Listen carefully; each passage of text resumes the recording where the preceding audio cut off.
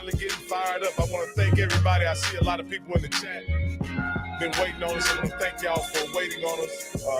We had a little technical difficulty, but we got all that straightened out, and so we good and we're ready to go. Give it a minute or so. Not too long.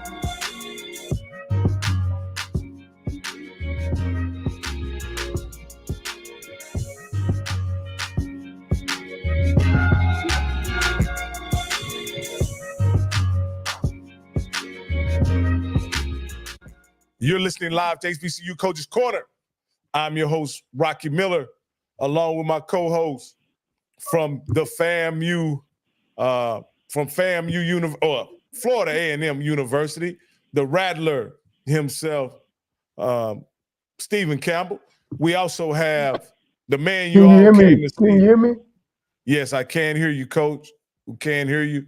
And seems that your video is well, you done caught up now. So looked like we got a little movement on there, Coach.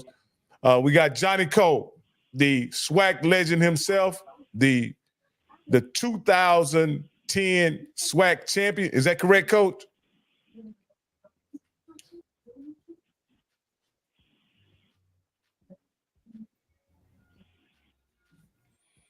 Can you hear me, Coach?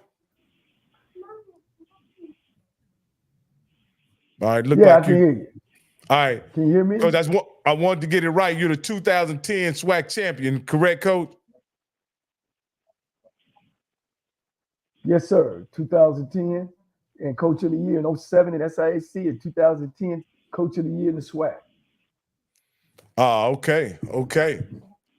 All right. With no further ado, man, we this is a special episode for a particular reason. We have two coaches that have graciously accepted our invitation to join us this evening. One, we have a Tuskegee man here with us. And with no further ado, if Coach Cole's audio and video is caught up, look like he's in good shape now. Coach Cole, I'll go ahead and let you do the introduction of our esteemed guest. Well, the basis of our show that I wanted to get to was always have an opportunity and a stage for our head football coaches in Black college football. And, that dream of mine is coming true. I think we're getting bigger and better because of you who's watching. I tribute to my two counterparts, Coach Campbell and Coach Rocky. I always say Coach, so don't get it mixed up. But this first guy that's coming on tonight is a friend of mine. We went back and forth. When I was at Alabama State, he was at Alabama A&M. Also, when he was a player for them old Tuskegee folks, I was in the business of coaching. But we used to have big dinners, man, at down at Igor's, down in Montgomery. And man, he's a great guy. He's a super husband. He's a father. He's bounced around in the business. He's been a head coach at Central State of Ohio. He didn't want to hire me though, Rocky, but that's all right. And now he's the head coach at Allen, who he's also coming from Alabama A&M, man. Truly my friend, good man, Coach Cedric Pearl. Thank you, Coach Cole. And Coach know I only had 3 coaches at Central, so it wasn't just enough room for him. That's all. That's man, all. I could have stayed at Mama's house, man. No, but you took care of my brothers there, man. My brothers them played at Central State. Yes, sir. They always could call on Coach Pearl and he'd give them a ticket or two, Coach. No so doubt. They didn't have to wait at the gate. No. Yeah, so I appreciate that. Coach, man, I tell you, it's been a long road. And, I started this production, man, and Rocky jumped on, and then it caught fire when Coach Campbell, man, to let people know you can coach anywhere in the country, and this afternoon it's about you. I know I'll see you this weekend. You guys play Miles University this weekend. You've played 2 or 3, 4 games already. You took Clark University to the wire. You really had them beat. You've been playing some close ones this last week, and I really want to let everybody know who Cedric Pearl is, Coach. So if you start off, just tell us about how you got in business and kind of come all the way up to where we are now. Well, first of all, I want to say thank you for having me on and applaud you guys for these podcasts and shows too. Giving HBCU head coaches an opportunity and a platform to come on and speak to the public. Starting in 1993 as a grad assistant until now, and seeing the changes, man, it's just exciting, like you say, Coach, just for you to start a podcast like this or a show like this, a national show for HBCU coaches.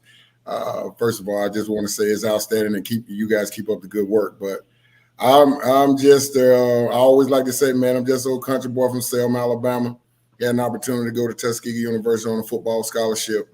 I was recruited by James A. Big Jim Martin, one of my mentors, until he went to heaven. An outstanding man that meant a lot to me, and he kind of raised me up. That extension of your parents, it's like all coaches are. Once you get to college, thinking you know everything as a youngster, and realizing that you don't. You need to listen to older people with experience and knowledge to guide you in the right direction. And I really appreciate him for that. And that helped me and propelled me and pushed me to be a great football player, and also a graduate of Tuskegee. My first time, I graduated in 1992 with my undergraduate degree. And my old offensive coordinator, Haney Catchings, who got me into coaching, came back and was named the head coach at Tuskegee. And he called me. And I was working at a group home, and he asked me, did I want to get my master's? And I immediately said, yes, sir. And he was like, will you be back here in August? And you'll start coaching, and you'll help out with the O-line. And we'll start your coaching in grad school. So I went back in 1993, started it my first year as a GA. And we all know how that work is, Johnny. I did all the grunt work for the staff, from making copies to going to the store to you name it, passing out equipment. And Wendell Washington, my O-line coach, who I was working under he was the O-line coach, but I was working directly with him, got a chance to go to Arkansas Pine Bluff. He took a job, so Haney hired me full-time in 1994. So since 1994, man, I coached at Tuskegee. I got a chance to leave there and go to Morris Brown College in 96. I also coached at Morehouse College in 2001. And part of that staff was Coach Anthony Jones that went 8-3.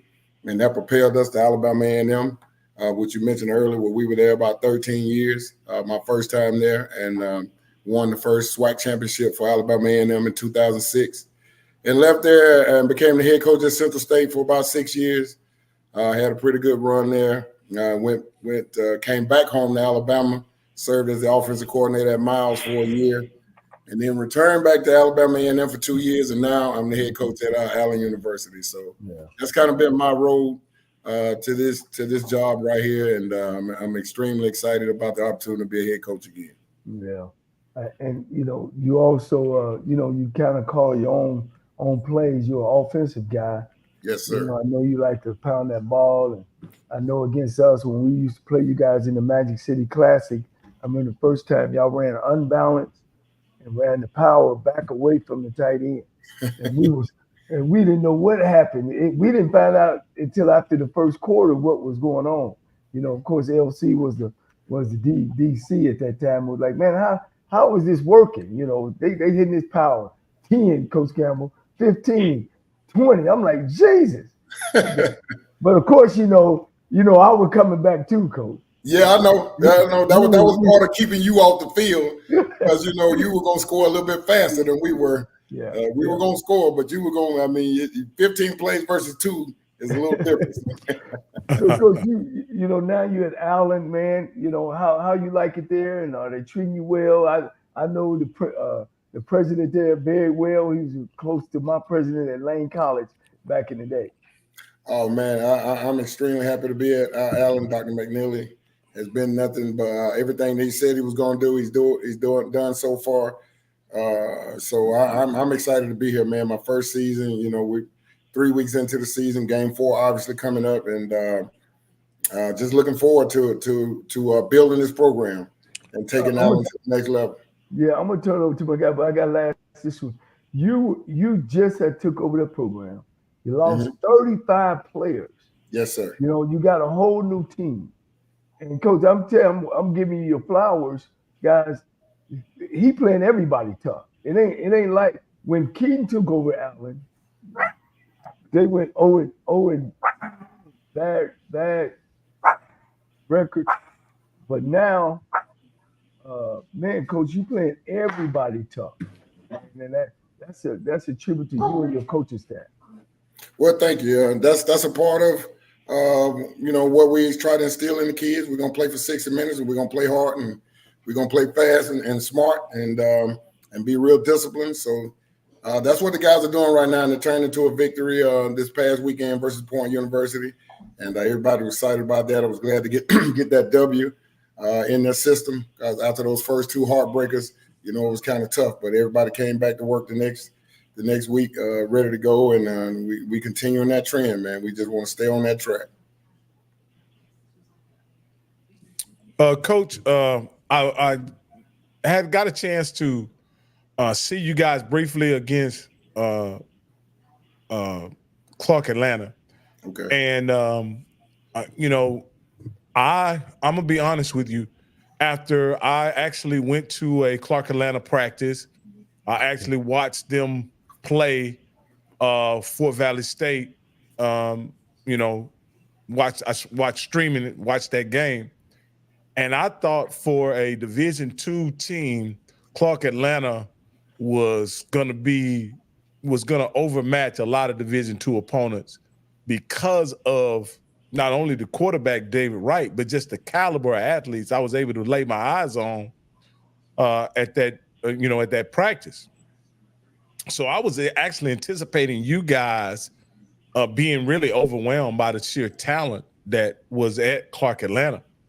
But you led that game late in the 4th quarter, and it took a field goal to win the game. Coach, what did you guys do in building a program that lost, a lot of players, to be honest with you, to Clark Atlanta? What was your strategy when you got hired to rebuild all that was lost from what was a pretty good team? That's why Coach Keaton had the opportunity to move to Clark Atlanta, but was a good team. What did you do to rebuild those cupboards, and what was your strategy in recruiting to do so? Well, my first strategy, it always starts in the box. We're going to start with the O-line, offensive line and defensive line, because that's where the game is won. People talk a lot about the quarterback, and you have to have a great quarterback. Don't get me wrong. But I describe the O-line and the D-line like the engine in a Bentley. The Bentley looks nice, but if you take the engine out of it, it just looks nice. That's it. It's not going to run. It can't function. So we wanted to get quality offensive and defensive linemen in here. We started from there. The guys that are going to fit both systems, offensively and defensively. And I think that's been a big plus for us. And the second thing was recognizing the trend in the conference. And now everybody's throwing the ball, as opposed to when I was playing, later it was a run heavy conference. So with that being said, you got to go out and get some defensive backs. And we targeted guys that we thought that could come in and have an impact right away. The transfer portal, you can do that now. So we had to find guys that could come in and play right away, and that's what we did. And that's a testament to myself, Coach Bullware, and Coach McCray that was there initially. We started the recruiting process, and then Coach Huff and Coach Harper came on later on and got on board and helped us sign some more kids to help build this roster. But we just tried to build it based on the philosophy that we were going to have. And we wanted this program to move forward with, and that's what we did. We targeted those kind of athletes. So actually, Coach, the portal can it can kill you because I know at the end of the year, whoever makes all conference team 9 times out of 10 or 7 out of 10, all those kids get going to some other school, some either Division I school or what. Then you guys got to start back over.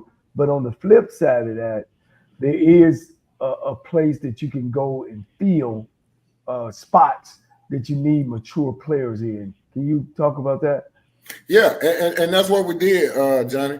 And I believe in a good mixture of high school and portal kids too, because now with the portal, there's some very talented high school players that are left behind and wanting to be recruited and probably should be playing at the FCS or sometime the mid-major level. And now getting those kids are a reality. So that's kind of what we did.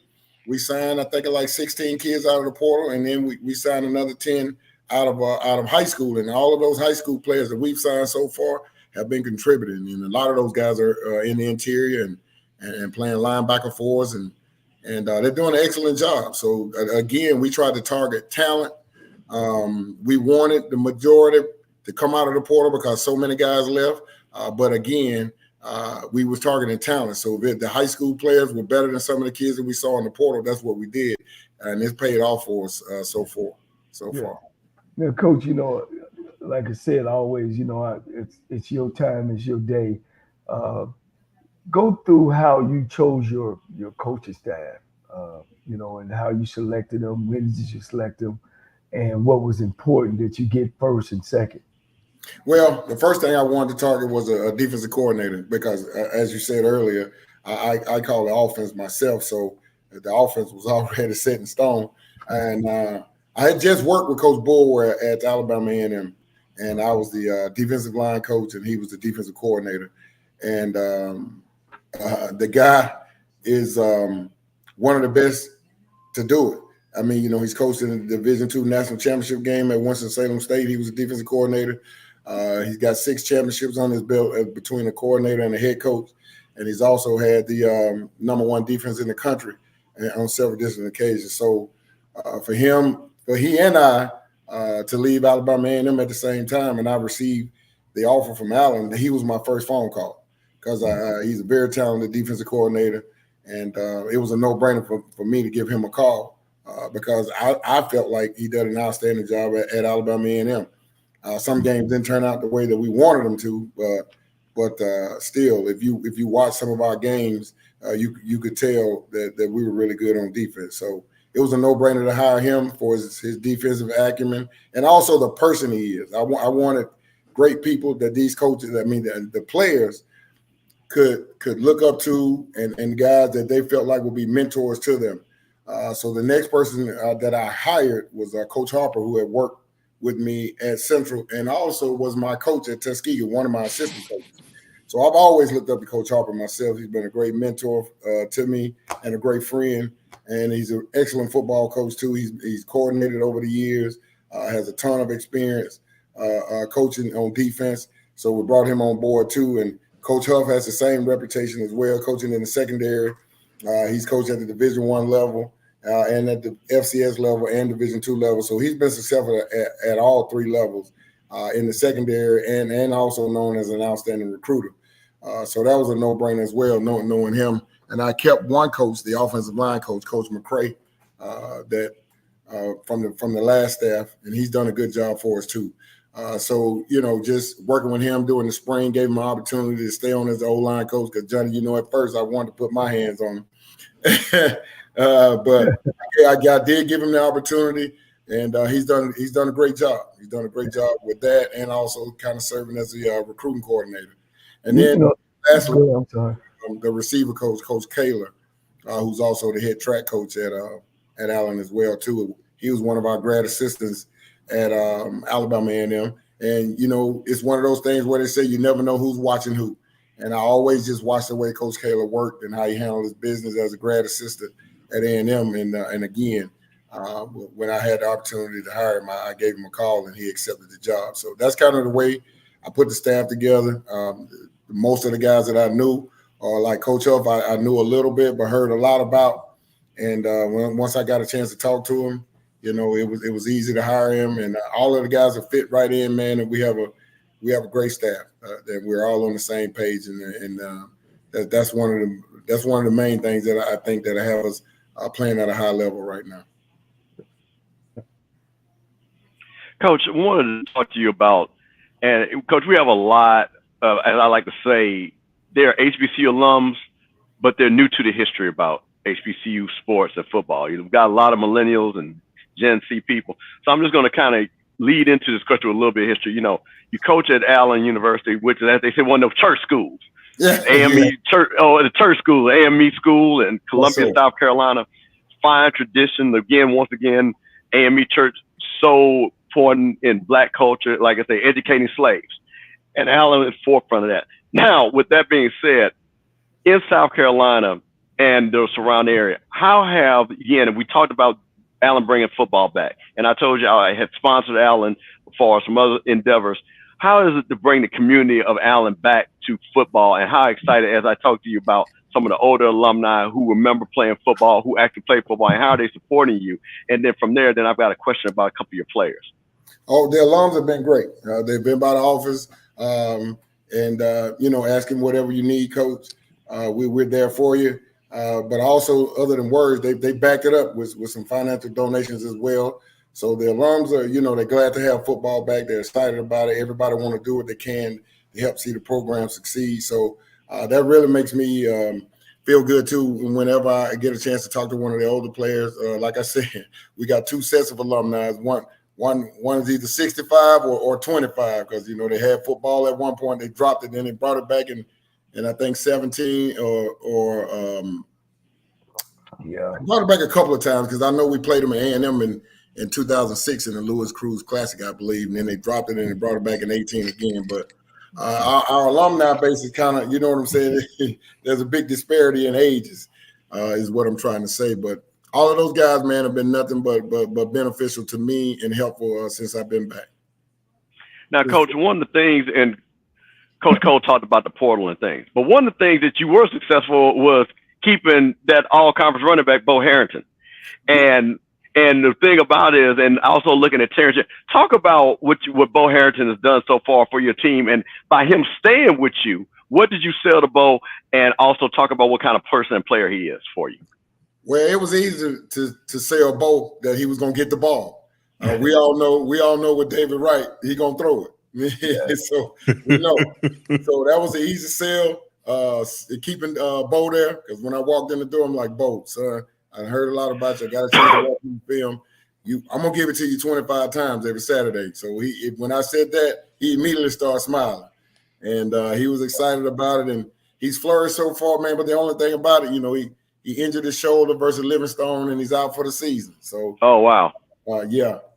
But he'll get an opportunity to get a medical and come back. He's already talking about that. So we're looking forward to next year on him. But Terrence Jarrett, again, most, now don't get me wrong, linemen like to block, period. But most old linemen want to put their hand in the dirt and come off the ball and knock somebody back. So he was excited about, kind of a mixed system too of running the football and throwing the football and just selling myself to the guys that, I was going to be fair with all the players and treat everyone the same and hold everyone accountable. And like I say, and just selling my vision to the entire program, because I embraced everyone when I walked in. I told them I welcome everyone to stay. For those who wanted to stay, if you don't want to stay, I understand. And for those that decided to stay, they've been working extremely hard, following our vision, and we feel good about the direction where we're headed, man. I'm really excited about my team. I like the team that I have. Now, Coach, you played at Tuskegee. Yes, sir. You actually played in some of those great Tuskegee teams. But the question is, you coming back and coaching in the same conference that you played in, what do you see that the conference was then and what the conference is now compared to style, coaches? Because, again, during that time, a lot of legendary coaches. Now we have up-and-coming coaches like yourself and Coach Keaton and things like that. So talk about how now you guys have now carrying the torch for the SIAC. Well, it's very different in terms of the style of play. Like I said earlier, it was very run-heavy. Especially my first couple of years now. When I became a junior, Haney Kitchens came in with the run and shoot to Tuskegee. So that's actually, Johnny, the first offense I learned. I'll get to that when I became a GA. But he was the first, in my opinion, he was the first one to open up the SIAC, and that was 1990. And we started throwing it everywhere. And we had a quarterback, Maurice Hurd, who had transferred back home from Southern Miss. And he came in, and the first year, I think he was like 2,000 yards or somewhere in there. Then his junior year, he went for 3,500 plus and 30 touchdowns, and he did the same thing his senior year. So that's when the style of play to me started changing in the 90s. And coaches started moving more toward putting the ball in the air a little bit instead of just run, you know, with 3 yards in a cloud of dust. So that's when it started to change. And now, you know, with the younger guns, the game has changed a lot now with the RPO and the no huddle and fast-paced tempo offenses. It's not even like before because, like I said, in the 80s, in the late 80s and early 90s, we got in the huddle after every play, just like the NFL. So the huddle no longer exists unless it's 4-minute drill or you're trying to run the clock out or something like that. Other than that, there is no huddle nowadays, and there's signaling from the sideline. Everything is, you know, it could be a check with me where the coaches are calling the play. Back then, they sent in the play and you just ran it, and that was it. Or you had a quarterback that was really knowledgeable of the system. They might give him 2 plays. If one ain't there, then he could change to the other one. But that was rare. But now that's the way football is played. Most quarterbacks got 2 plays, or the offensive coordinator gonna call it from upstairs. Yeah. Let me just step in for 1 minute. I'm giving my gray hair. Don't forget about Mississippi Valley. They never went through a huddle. That was back in my day. Right. Like you said, yeah, got to keep on going back. It was mostly everybody was mostly huddle. Yes, sir. Yeah, except for Valley. And Coach, go ahead. And Haney came out of the SWAC. Johnny, to your point. No, Coach, you was right. Haney brought that to the SIAC, throwing that ball all around the field. He could definitely do it. Hey, Coach, let's go ahead and get this out the way, Coach Pearl. I want to step aside. I want you to step aside for a moment so Coach Cole can go ahead and tell us about the night you threw 6 touchdowns against Willie Todd and Jerry Rice. That's a customary. Sometimes we have to get to that when we're talking about offense. So go ahead, Coach Cole. Tell us on a rainy night in Well, let me tell you, Coach. Let me tell you about it. It was the night that Jerry Rice got discovered as well. And it was the night that I set the all-time school record of 6 in the game. We played against Willie Tottenham. I had 6, he had 6. Plus they had a couple runs in. And you know, we threw it all night, man. I came out of there, threw it like 59 times, 38, 39 completions, 405. I remember like it was yesterday. Now, Coach Pearl, we had a great conversation that we were beginning to get into, and could be being a Tuskegee man yourself. You said something that was very interesting to me, right? As you and Coach Campbell were dialoguing about your historic universities, him, FAMU, yours at Tuskegee. You made a statement that it wasn't uncommon back in your day for a school like Tuskegee to be the SWAC school in football. No, it was not. Now, let me say this, preface it by this. We was able to beat FAM, but I never beat Alabama State. Now, that's the only thing that I hate as a Tuskegee grad. Now, you one of the few, because they beat us when we was at Alabama State 3 straight years under Comedy. I know it. Yeah. I was with they had Reggie Barlow and Eddie Robb and all those guys I remember playing against back in the day. So that's 2 NFL players right there, even though we had a couple ourselves, but they were Division I. But yeah, it was not uncommon for us back then to even beat to go toe-to-toe with Florida A&M. Those were some great games, man. Used to love to go down to FAMU to a packed house and play. And it's still that same way today. You know, I hadn't been back down there since about 1990. Then I went back down there in 21 with Alabama A&M, and it was just, 22. It was the same way. The crowd was the crowd. Nothing changes. So the tradition down there, it goes on, and you can see why. You know, they got the winning streak at home. But yeah, it was not uncommon for Tuskegee to beat FCS programs even back in the 80s and 90s. I'd like to get your opinion on something, Coach. We had a huge upset this weekend, and we happened to be by a team that you guys were barely beat by. Mm-hmm. Were you surprised when you saw the results of the Clark Atlanta Bethune-Cookman game? I was surprised only because the scholarship difference, but the talent on the field and having David is a difference maker. You know, he is the unicorn to everybody they play. You know, he gonna be the difference maker. If you don't get to him, or if you don't confuse him with coverages, he gonna have a chance to beat you, man. He really is that good. He really is that good. And we were able to mix some coverages up and kind of confuse him a little bit, and we were able to get 2 interceptions on him. I think we sacked him a couple of times, but even with all of that, at the end, you know, he made a throw at the end and beat us with 58 seconds in the ball game, I believe.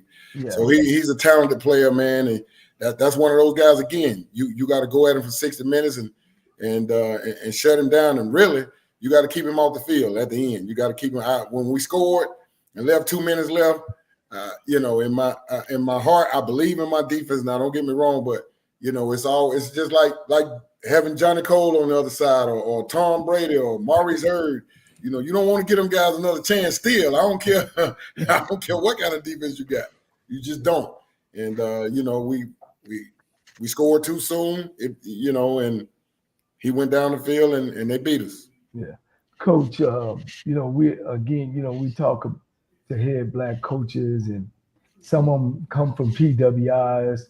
You know, which I really don't like. You know, but because I just believe that you hire your own, but I know it happens. You know, and one of the things on this show we talk about too is some of these programs need to hire winning coaches instead of friends. And we know in this business, some of these jobs have been going to my friend. Why have you ever had an opportunity to go to a PWI? Have you interviewed? Do you care? Or I've never had an opportunity to go to a PWI, Johnny. I've been HBCU through and through, man. 31 years, and proud of it. I don't feel like I've missed out on anything other than money, which is the obvious. But kids are kids, man. And I just remember the coach from Hampton, Joe Taylor, saying at the convention, I can't remember the exact year, but it had to be 97, 98 or somewhere in there. And he stood at the podium at the minority coaching meeting and said, our kids need coaches too. Yeah. And that really stuck with me to this day. And I still remember when Coach Taylor said that. And I live by that, because our kids need coaches too. Mm-hmm. You know, if all the best and the brightest go PWI, then what's left? Yeah, you know, what's left? Because all of our kids can't go to Alabama. All of our kids can't go to Georgia. They can only put 85 on scholarship. And at the end of the day, college is about opportunity and getting a degree. And I get it. I'm a football coach that want to win every game. But again, we're talking about changing kids' lives and making an impact. So if you want to coach, it doesn't really matter. You know, I think the only thing you miss out at those bigger programs is really the money. Yeah, that leads me to my next question. It's gonna die down and really died off. And first, I want to say I'm proud of Deion Sanders that came into our conference, made some good, done some good things, a real thing, and now he's off to Colorado. And the other thing I like about what he does, he took some HBCU coaches with him, and he also reached back and got some, helped some of his friends and gave him a helping hand. I'm saying that to say, when he was there, everything he did just wasn't all roses. And it was like a positive and a negative, He actually opened up a can of worms on some of the things that were negative about Black college that we already knew and already was fighting. You know what I mean? Right. Then he hit us with the name on the jersey. Like, we had names on the jerseys back in the 90s. You know what I'm saying? We did too, coach at Alabama A&M. Yeah, but you just have to listen to people when they get all excited. So where was your headspace? Where were you at with it? Because I'll be honest, it pissed off a lot of HBCU coaches. Because we've been there, we know what it is. But he did some great things too. I wanted to make sure. Yes, he did. But how did you feel about that? Because I think we got those 20 Division 1A schools, Black schools, and we made choices to go to Black. And now to get those jobs, we come back, you guys come back. the first thing they want to look on your resume and see if you got some PWI experience. Exactly. So I'm gonna let you talk about that. And I just want to lead you into the question. I think I felt kind of similar, Johnny. Coach Prime did some great things at Jackson. He was able to win 2 SWAC championships and the exposure, because he's been a marketing genius since he was in college himself. And we all know that. So marketing is his forte. So that's the one thing that you knew he was going to bring to Jackson was eyes and attention. And he did that extremely well, just like he's doing at Colorado now. But people were giving him credit for everything from inventing football to the goalpost at some point when he was at Jackson, and that was just not true in certain cases, because I remember when the games were live on BET. Yeah. I remember playing live on BET myself, and people was like, "Well, I don't remember." I said, "Well, that's why we're not still on, because you didn't watch." If you had watched it, the games might still be live on BET. Well, let me ask you this, Coach Pearl, because I'm in HBCU. I'm an HBCU football fan because of Deion Sanders and the fanfare and the excitement that he created, bringing that over.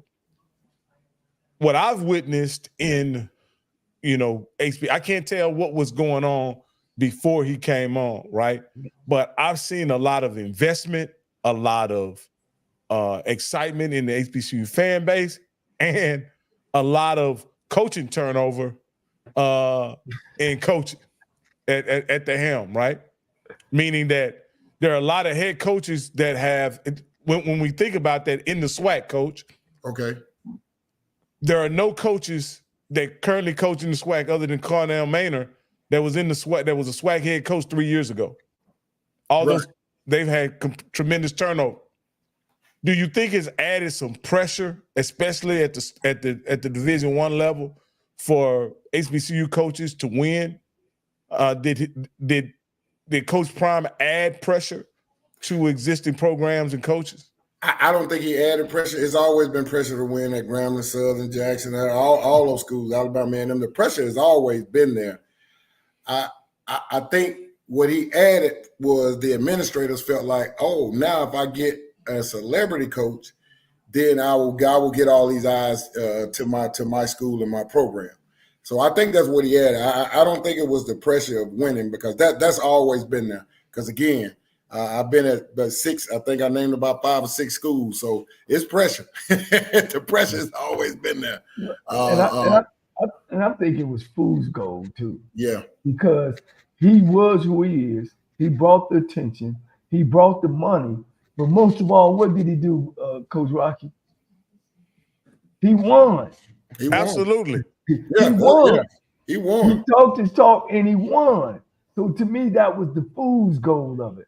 So because when you go back and from the time he came in, the time he left, let's look at all those NFL coaches and the lack of success they've had.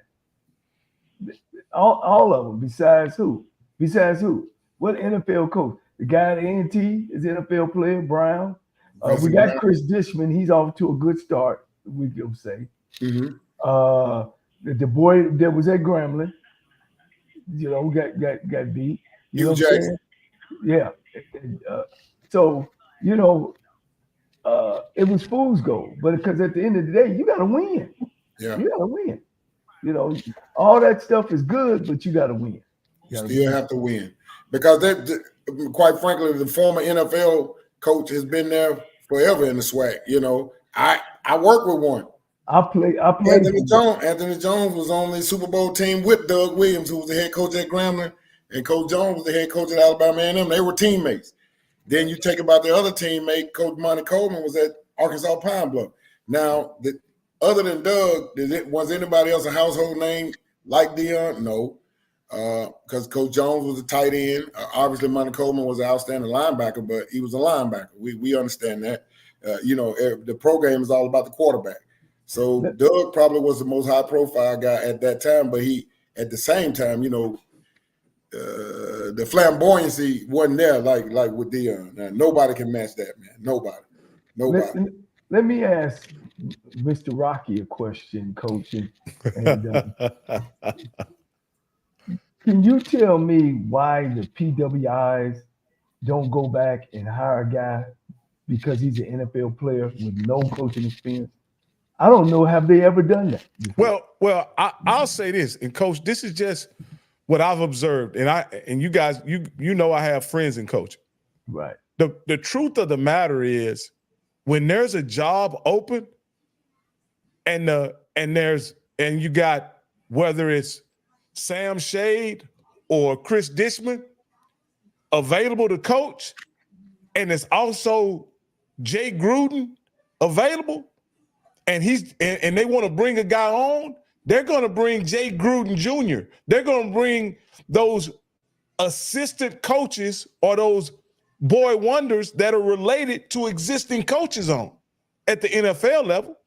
That's what they do. That's how Belichick's son becomes a coach. That's how McVay becomes a coach. That's how Kyle Shanahan can become an offensive coordinator at age 28. Let me ask a question. Because of those relationships. That's At why. At PWI school, we're talking about college. Oh, okay. It's college. the same thing, Coach. It's the same thing. I have friends that played on. What college team has hired an NFL player with no head coaching experience? Crickets. None that I know of. Crickets. I get all that, and you right. What do you count? Do you count Trent Dilfer as a with no experience? He coached in high school in Tennessee, but he got the job at UAPB because he was an NFL football player. Let's not give him he didn't get the job at UAPB, not UAPB, University of Alabama, Birmingham. I'm sorry, UAB. Yeah, he didn't get the job at UAB because he was doing such a good job at a Christian school in Nashville. He got the job because he was an NFL player. Now you know he did now, Coach. He did very well at the high school. Very well. Again, he didn't get the job because of his high school coaching resume, Coach. You know that. But then let me follow on up.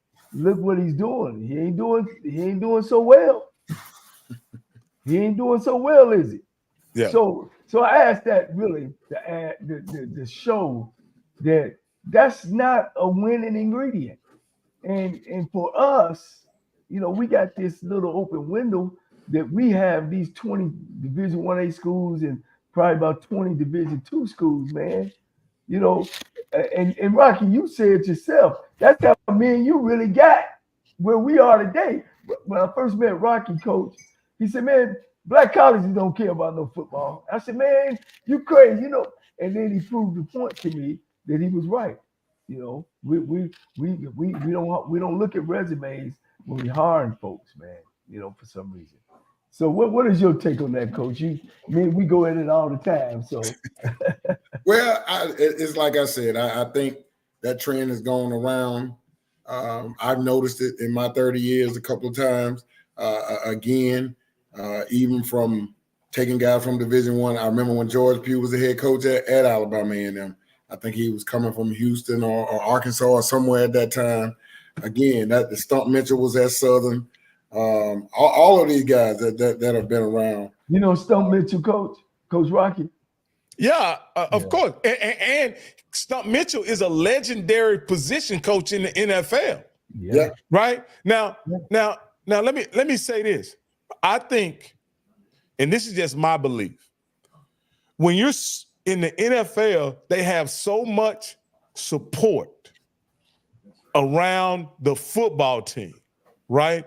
Just around the football team. At the PWI level, there's so much support around the football team at the PWI level. I think sometimes when people come into black college football and realize they don't have staffers, they don't have a training room, they don't have a training table, they don't have a fully equipped weight room, they don't have, you know what I mean? You guys often say, one of the things that I admire about the coaches that coach at HBCU football, they love the young men and they love the schools, and they're willing to do it for far less money, but they do it because it's their love and their passion. They don't do it because they have all of the amenities and all of the privileges that go along with coaching in other arenas. And Coach? so for that, you guys make a sacrifice in a lot of ways, Coach Pearl, to continue to practice your profession in the HBCU realm. That's what I'll say. And even you recognize that as a reality, I believe, where you're sitting as a head coach at Allen University. I'm sure there's some things that you'd like to have that would make you a better coach and your team a better team. Right, especially, and sometimes it's about the level as well too. Because when I was at Alabama A&M, we didn't want for nothing. Now at Allen, yeah, I agree with you. At Division II level, yeah, there are some things that I wish I had that would help us as a staff. But those things we don't complain about. We just strap our shoes on, man, and go to work and lace them up and do what we got to do to get to the ball game on Saturday and still build a great program. And that's just what you do. You do the work. And, once you accept the job, you have to do the work, because like Johnny was saying, I think he was alluding to, the biggest thing is about, we don't have 162 opportunities. We only have 20 at the Division I level. And then at the Division II level, it's about the same number. So really, we got like 40 opportunities to be a head coach, realistically, where somebody else might have 162, and that's just Division I. I ain't even counting FCS. So, you got over 300 opportunities to be a head coach at the Division I level, as opposed to 40. Yeah. And that's the biggest issues too. Yeah, and when the football team, Coach Pearl, is 68% African American. Yeah. Oh yeah, I always say on the SEC is the best HBCU conference in America. If you cut the sound off and took the emblems off the helmet, you tell me who we playing. Yeah. And I want to say, Rocky, that was well put, well said. I think you hit all the points, and that's why it takes special people to coach at HBCU schools. When Stump Mitchell came in, the Southern coach, he was terrible. I hate to say it, he was terrible. I remember, I think I beat him something like 54-7, something like that. He was terrible. When some of those guys came in the conference, even Monty Coleman, he won 2 SWAC championships, coach, out of 10 years, right? And all the other 8 years was losing season. So my coach, Lionel Taylor, played in the league, coached at the Steelers, coached at the Rams. We didn't win, coach. We didn't win. It's just something about when those guys get there, it's everything that you just said, Rocky, what happens to them. They get the job, they take the money, and they sit where coaches sit down looking around like that, where's the equipment guy? Where's the you the equipment guy? Where the janitor? Man, you the janitor. You got to go clean the damn building. So you said it, coach, but our administrators don't understand that. And they still running out and bringing guys to our school that don't understand our school. Coach Pearl, we have Coach Shade in the green room, so we're gonna get you wrapped up. But what I want to ask you before we let you go, Coach, you have a very big game against Coach Shade. Yes, Coach Shade played a very competitive game against a Division I program, Alabama State. Coach, what can we expect from Allen University this Saturday, and when they meet Miles College? Well, we got to bring our A game. That's what I'm telling you. Miles is a championship level program. I like I said again, I was at OC there in 21. We lost in the SIAC championship game to Albany State. So those guys that are juniors and seniors on that team, they still have that experience and that taste, and they understand winning. And I know they're probably leading to some of those youngsters and telling them the way things have to be done. Jay Andrews and Chris Twyman, all those kids were there when we were there. So I know they still have that winning mentality, and we just got to come and play our game and play mistake-free football, and I like our chances. All right, Coach, I don't have any more questions, man. I want to thank you for joining with us tonight, Coach. You got to come back when we have more time, man. Maybe after one of these big victories during the season, we'll bring you back on and I definitely, Coach Cole or Coach Campbell, if you guys have anything for him, and then we'll let him go.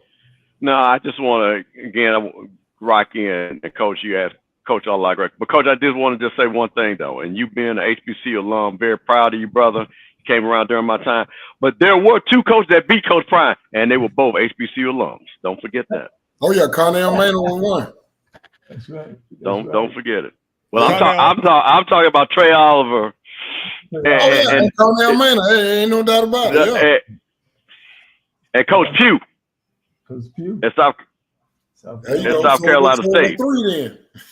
Well, hey, are y'all? Well, if you count the spring, you can put Coach Odom's on that list as well, and you can count a couple coaches. Well, yeah, I was talking about when he said just catch me when I got all my guys. I was just saying. So, Coach, I will say this: we look forward to seeing you to achieve those levels, and again. Like I said, I'll say this as somebody, like I say, around the same age. We went to school together. You know, people that I went to high school with. Like I said, I'm super excited and look forward to you coming back. Thank you for being on. Thanks for having me, guys. I look forward to coming back now. Yeah. All right. You're a special guy, man. Thank you for your time. Thanks, Johnny. I'll see you this weekend. Okay. Hey guys, that was a great interview by Coach Cedric Pearl of Allen University. Next up, we had a lot of talk about coaches with NFL experience, right? We had a lot of talk about the success of those coaches. But I think that's a great segue into our next guest. A former NFL player and head coach of Miles College, none other than Coach Sam Shade. How you doing, Coach Shade? Doing well, Rocky. Man, glad you guys can have me on. Shoot, Coach Campbell, Coach Cole, man. I watch all the time, man. I've been following you guys for quite a while now. And, you guys do a great job, man. You really, put the HBCU coaches and players out there, man. And I think it's great. Well, thank you, Coach. I'll be honest now that I got you on here. When you first got hired, I don't know if you was coming off your state championship in high school or it was before that season. I was like, man, what Miles doing giving this high school guy a head job? Because Miles is one of the blue blood universities of SIAC. They've always been good, and they been spectacular. Right.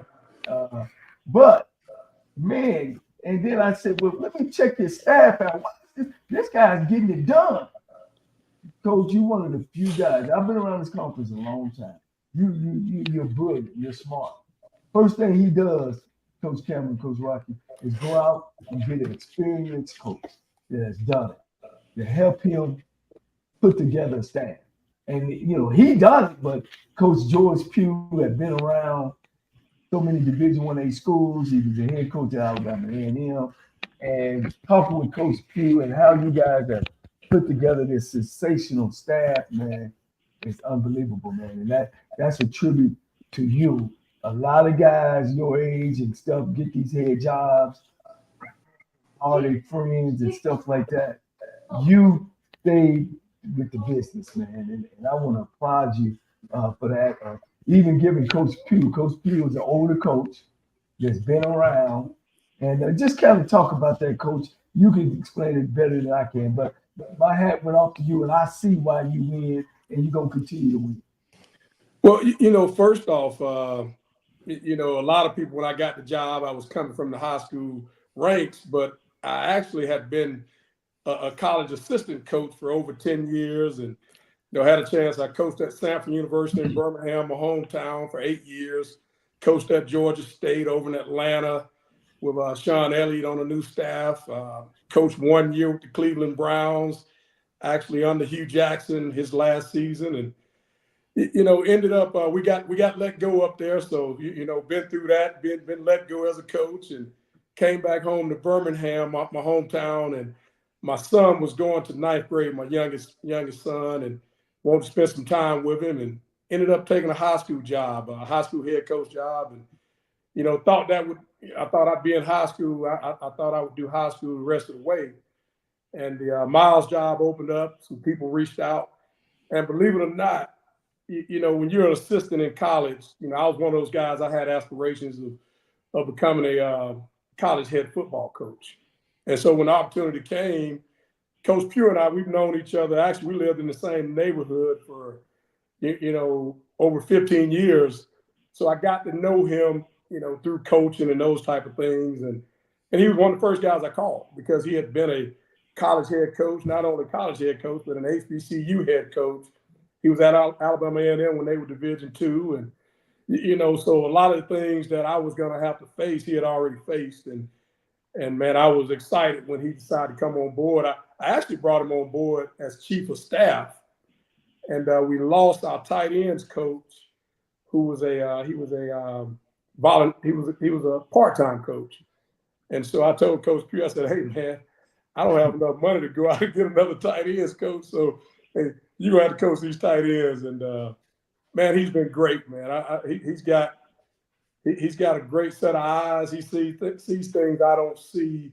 I mean, there's just, you know, a lot of things that he's really helped me out with, and including just you know, putting the staff together, guys that own that staff. And matter of fact, Coach Cole, I know you're doing the game on Saturday, so you know, we talked about a lot of those guys already. But Coach Pugh, I can't say enough about it. Yeah. And see, that's one of the things, Coach, that why I started this show. That we don't have no platform. You know, you watching the SEC and the ACC, and them coaches go right from being fired or whatever right to TV, being analysts, being seen and see out there, and people get to hear their philosophies and how they think and how they act to this and that. And we don't have that, man. And that's the same thing, you know, with you. I wouldn't even know that you've done all that until, you know, of course, I started the show and was able to look into your background and you know, we interviewed earlier today in the HBCU, and you know, I appreciate that, you know, getting a chance to know who you are, and now our audience know. So when some of these jobs are opening up, you know, we gotta be a good product on the football field like it used to be. When and not saying that anything against the coaches we had, but we used to be able to put good product and get kids drafted from our schools. You know, I know it's a whole lot of things about the portal, and we're gonna talk about that later. So I just wanted to put that out there. Well, Coach, you at Miles, you at the SIAC. You started off slow your first year, and you kind of turned things around. Tell us how that happened and all the good things around that you went from a losing season to a 7-game winning season. Well, you know, as you know, sometimes when a coach leaves a program in HBCU ball, sometimes there's a big wonder between when the next coach gets hired, and a lot of different reasons for that, man. You know, negotiations and Coach, I can see it. You got hard late. Yes. I got in there. Matter of fact, February 1st, like 4 days before signing day, the late signing period. And I remember my AD asking me where we're going to sign any players the next week. And I said, hey, nobody's been recruiting. And John, you appreciate this. He says, well, you know, we got coaches here. They've been recruiting. I said, Coach, these guys ain't been recruiting. They've been looking for jobs. you know, because I've been there. You know, I know that deal. And what so you say that was wasted money. Yeah. So anyway, you know, we didn't sign a big class that year. Everything was picked over, and we had kids that were in the portal. It was crazy. We were going through spring practice. I had kids in the transfer portal taking visits. One of my rivals took 6 starters and beat us in overtime later that year. Man, it was just it was a tough year. We weren't very talented that first year. And people say, why you say that? And I said, well, the next year we had the same coaching staff. We ran the same offense, same defense the second year. Didn't really change anything. But after that first season, we went out and we brought in some transfers and signed our own, you know, high school class. And, you know, you saw the difference. You know, it takes them Jimmys and Joes, man. My high school coach, a guy by the name of Ronald Cheatham, man, he actually coached at Southern University for a little while. And You know, that's the one thing he told me when I got into college ball. He said, hey, Sam, I'm gonna tell you, man, it ain't about them X's and O's, man. It's about them Jimmys and Joes. You better go get them. Yeah. Coach, you got some professional guys on your staff. How was their adjustment? You know, Coach Rocky had just said earlier, I don't know if I'm taking this question. Did they have a time adjusting? Because you walked there, I know you walked in the building. I've been there 100 times, Coach. You were like, where's the janitor at? Where's the trainer at? How did you make that adjustment? Well, you know, actually, that wasn't the case because, you know, if you look at, you know, my staff, you know, myself, I got my start in coaching. I coached middle school ball for 2 years. I coached 9th grade ball. And then I did varsity football, but, you know, before I, you know, got into college ball. And, you know, even on the LCS level, it was the bus league. You know, that's what we called it. Man, you know, and then coaching high school ball for me, man, the year we won the state championship, you appreciate this, my doggone dryer broke. It was out for 2 weeks, and I was taking the stuff to the laundromat, spending my own money. So for me, you know, it really wasn't a big adjustment. And then the coaches on my staff, you know, 2 of the NFL guys, my 2 coordinators, offense coordinator, Dennis Alexander, he played a little bit with the Tennessee Titans. Chris Shelley, my defense coordinator, we were rookies together in Cincinnati with the Bengals. Well, both of those guys coached almost 10 years over in Mississippi junior colleges. You know, so they've definitely, you know, been around. And, you know, then we've got some other guys. Ronald McKinnon, our linebacker coach, he played 10 years in NFL, starting middle linebacker, over 1,000 tackles, mostly with the Cardinals. Matter of fact, he actually won the Harlan Hill Trophy for Division II football as the top player in Division II at North Alabama. He was actually at Miles for 10 years before I got there. So, you know, I kind of keep going. Coach Antonio. So those guys are pretty older guys. You know, they you know, they've been through the grind. They didn't really, you know, come from you know, the big program, so to speak. They didn't be on Cedric, just come straight out of the refrigerator to the. No, man. I'm just kidding. I mess with Rocky. I'm just kidding, Coach. I'm just kidding. Well, Coach, I'll say this, Coach. Looking at your staff, right? You can, and this is a credit to you, Coach. You can take your staff and transpose it against any Power 5 staff, and you'll have the experience in coaching. You'll have the NFL pedigree. You'll have everything but the salary. well, I'll tell you, I mean, you know, we've got, like I said, I've got 2 former college head coaches, Coach George Pugh, and, you know, we've got Coach Stan Connor. He's been a head coach at 2 different colleges. He was a head coach at Benedict College for a while. And, you know, so he's been around. He's been around HBCU ball a long time, played up in Canada, played professional ball. And so I feel like we're really blessed. I feel like the kids, you know, they've got guys with pro experience, which is great, but they've got guys that have been around coaching for a long time. You know, I've coached now a lot longer than I played professional ball. So, you know, I feel like I made that transition a long time ago. Yeah. Hey, Coach Shay, let me ask you this, because I find it an interesting dynamic that you came from coaching high school at the highest level in Alabama, winning the state championship at Penton Valley, and then going right into Division II as a head coach. Did that experience in high school assist you in recruiting and knowing where the players are? Well, you know, actually, you know, I coached college ball for almost 10 years before I went to Cleveland. And so, you know, I had put down roots in Georgia, Alabama, Mississippi. I worked my way up to Nashville a little bit and been down to the Panhandle of Florida. So really, as a college assistant, I feel like that helped me more recruiting-wise. But now, having coached high school ball in Alabama, it does give you a leg up with these high school coaches in the state of Alabama because they feel like you're one of their own. You know, so that does help in recruiting when I'm recruiting the state of Alabama. Mm-hmm. Coach, going into Miles, what is your philosophy of a head coach, and what are some of the keys why you think you're successful? because a lot of guys come in this league, both in the SIAC, CIAA, SWAC, MEAC, they don't come in and have success. What is your formula? What is your way of how you go about what you think making a team a winning football team? Well, myself as a head coach and as a leader, I don't look at it as what you can do for me. I look at it as what I can, do for you.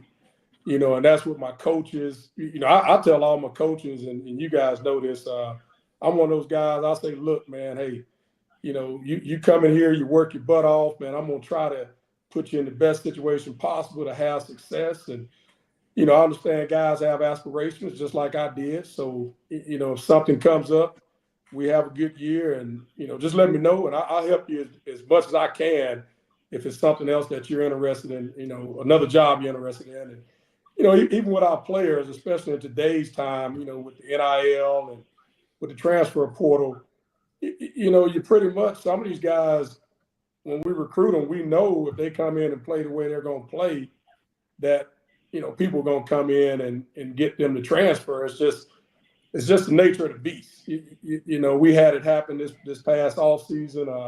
Lost a couple kids to Division I schools, but I tell those kids, man, my job is to help develop you. Obviously, first off, you're a student athlete, so I want to develop those guys academically.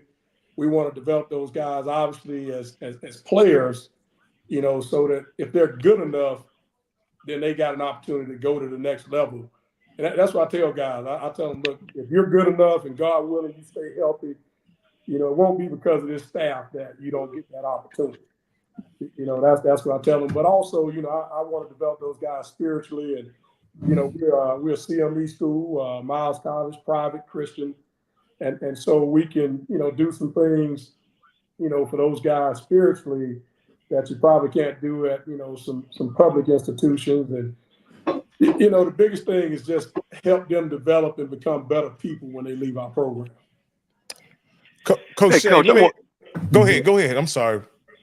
Well, no, before I go ahead, finish, because then I'm going to jump in. I'm going to go ahead. Go ahead. Okay. Ask you. No, what I was going to do was take there was a big upset in HBCU football this weekend when Clark Atlanta defeated Bethune-Cookman. But as I was preparing for this particular show, I looked at your schedule last year, and you went up and you didn't beat a downtrodden HBCU team. You went and beat one of the big dogs last year in Alabama State. What did that win do for your program, considering it was the second year of your program, and you went up and beat a team like Alabama State? Well, a couple things. It was the first win against a Division I school in football for Miles College.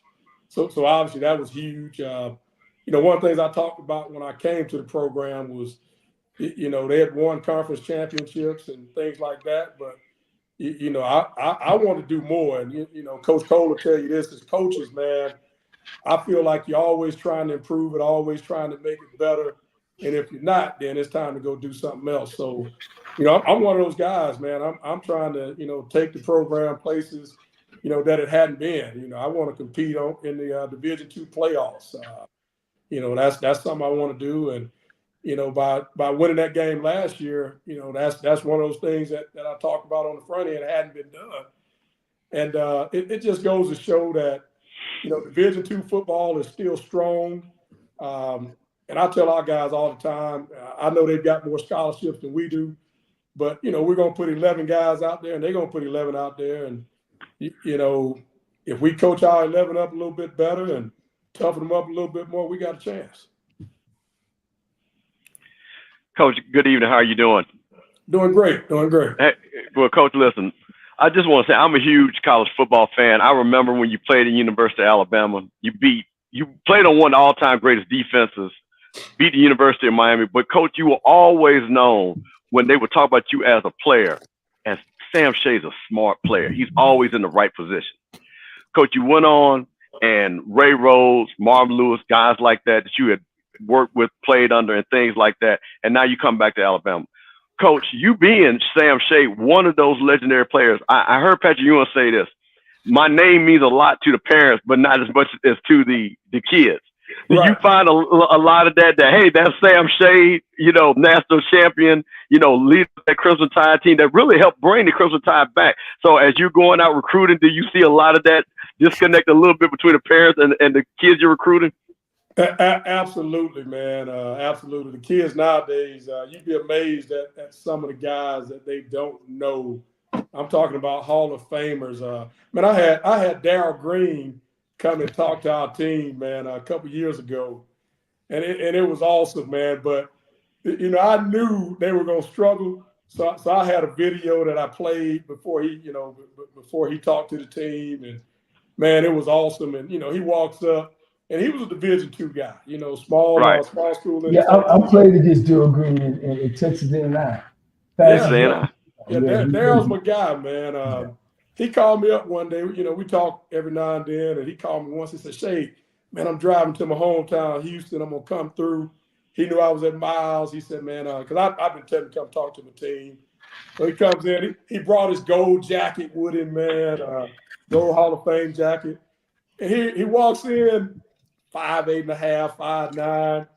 Man, all my players are like, nah. And, then we show the fastest man deal, NFL fastest man, all that. So, man, you talking about just, just one of those deals. And, I've been fortunate to have some of my old teammates come in and speak to the team. So that's pretty cool. Now, Coach, I want to say something. Coach, this is what you got to do, because all of us are going to remember this. So, Coach, next time your team is not giving effort, I want you to show when Darryl Green ran down Tony Dorsett. And that's what I want you to tell your players. You want to see that on every play. You had to do that, huh? So, Coach, listen. Hey, I know. Eric Dickerson, man, he ran down Eric Dickerson. Well, see, that's what I'm saying. So, Coach, there you go. Cowboy fan, though. This is a Cowboy fan. Gotcha. No, Coach, let's talk about some of your players. Janario Scott, running back, leading your team in rushing, your receivers. Let's talk about some of the players that you got in your team, because these guys are looking to potentially be all conference players and stuff like that. Let's talk about some of the players that you actually have on your team and what they're doing for you this year. Well, you mentioned Janario Scott, man. He's a transfer from Arkansas Monticello out of Baton Rouge, Louisiana, Woodlawn High School, man. I tell you what, he started the first 2 games of last season, and he got hurt in the Alabama State game after scoring 2 touchdowns and didn't play another game that last season. So, losing him hurt us a lot. We actually had a couple other guys got injured in that game. So we won the game against State, but it really hurt us moving forward. But, just keep naming some guys. Obviously, Jay Andrews at receiver. Man, Jay's one of those guys, number one. He could have transferred up to Division I schools. And you guys know how it works, man. These guys, the kid doesn't have to be in the portal. What happens is somebody reaches out to a family member or to a high school coach and says, hey, if he's in the portal, we'll take him. And that was going on. But the thing about Jay, his mother and father met at Miles College. Dad played at Miles, older brother played at Miles, and we signed his younger brother last year. So, Jay decided he wanted to play his last year at Miles. And, man, I just think that's just a testament to him and his family, man, the fact that he stayed on board. But, 2 touchdowns last week. He's been a little bit banged up the first 2 games. He wasn't completely healthy, and we kind of got him back healthy for the game last week. And, I heard I listened to Coach Pearl a little bit. He talked about, Christian Twyman, one of our offensive linemen, offensive tackle. He's played a lot of football for us, left tackle. We actually signed his younger brother this year as a quarterback, who's a freshman for us, but not playing yet. And, we got an all-conference tight end, Trevonta Abner. He's a Lynette, Alabama kid. He's also one of those transfers that we got after that first year from over at Gardner-Webb. And then we've got, we got a couple other guys. We've got Frank Pierre at wide receiver, junior college transfer, number 11, really good player from South Florida. We've also got Jaquel Fells, who came in a couple years ago as a junior college transfer. Actually played for me on the high school level at Princeton. He plays the slot receiver. He's our punt returner. Man, I tell you that there are a lot of them I can keep naming.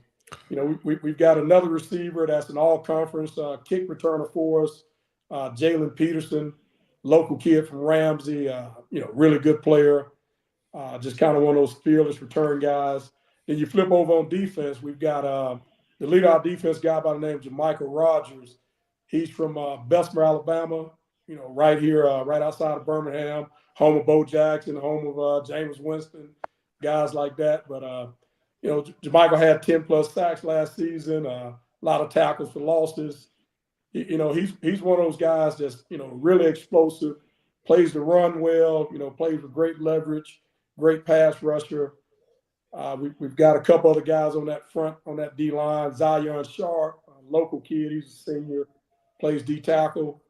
Rock Dowdell, he's the other defensive end, opposite Jermichael from Lynette, Alabama. All those guys have played a lot of ball for us. Will Hardy at linebacker, local kid from Ramsey. He actually played with Jay Andrews, and our quarterback Cam Ivory. Cam, this is his first year starting as a starter. He started 4 games so far, but he's getting better every game. That's the thing about Cam. Very cerebral guy. He actually transferred back to us from Alcorn State. He was at Alcorn, came back, but him and Jay played together in high school. Jay, Zion, and Will Hardy all played together at Ramsey High School, one of the schools that's won a couple of state championships here in Alabama the past few years. So, just a lot of guys that have been around the program for a little while, and then we got a good mix of transfers. Let me follow up, Coach, because I'm starting to hear a theme: familiarity, consistency, people that can refer the program. Is that part of some of your recruiting philosophy? Is people say, "Hey, Coach Shade and Miles College is a great school. You need to come on over here." And are you using that because, again, we know the portal, like you say, players are coming, going up and down. But are you kind of seeing where, hey, you can kind of go to some of these high school players and say, you know what, hey, your friend played here a couple of years ago. You could come over here and be successful. Is that kind of something that I hear you kind of, because it's just kind of come out as a theme that hey, his little brother is coming here now because his big brother played here. He played in high school with him, and now he went here, and now he's coming over here. Is that something that you're kind of using as part of your recruiting sale? Well, the thing about athletics and football, man, I feel like it's always about relationships. And, I feel like I've developed some great relationships with high school coaches, in the area. I feel like some of the players that, I've been involved with when I was at Sanford, I've had a number of guys go on and play in the NFL, got some guys still playing, got a lot of guys that are now coaching high school football, not just in Alabama, but throughout the Southeast. And, some of these guys didn't, I didn't coach their position, but, when you're a coach on a team, you develop relationships with a lot of guys. And, I feel like I did a good job of, doing that. And so I feel like those guys, if they've got a guy that's, they feel like can play at Miles, and, they're gonna make sure that kid gets on our campus, and make sure I get by that school and see him. So those relationships really help. And then, like you said, we've got a lot of guys that are having success at Miles that are local guys or guys in the Southeast. We try to recruit within a 5-hour drive radius of Miles College. So we get down to New Orleans, we get to Tallahassee, we get to Memphis, Nashville, Atlanta, obviously, South Georgia, and that's a lot of great football players, Mississippi. Absolutely. Yeah, so, we don't have to spend a lot of money in recruiting to, get out and see some great players and have those guys come see us. Coach, I appreciate it. Yeah, I want to just kind of talk about that because, again, just you, like I say, being from that area with your name recognition, and again, just being, as like I say, whenever I heard your name always mentioned, was at the highest level far as intelligence. And maybe, like I said, of course, we knew you could ball. As like I say, you could ball, so you got the call.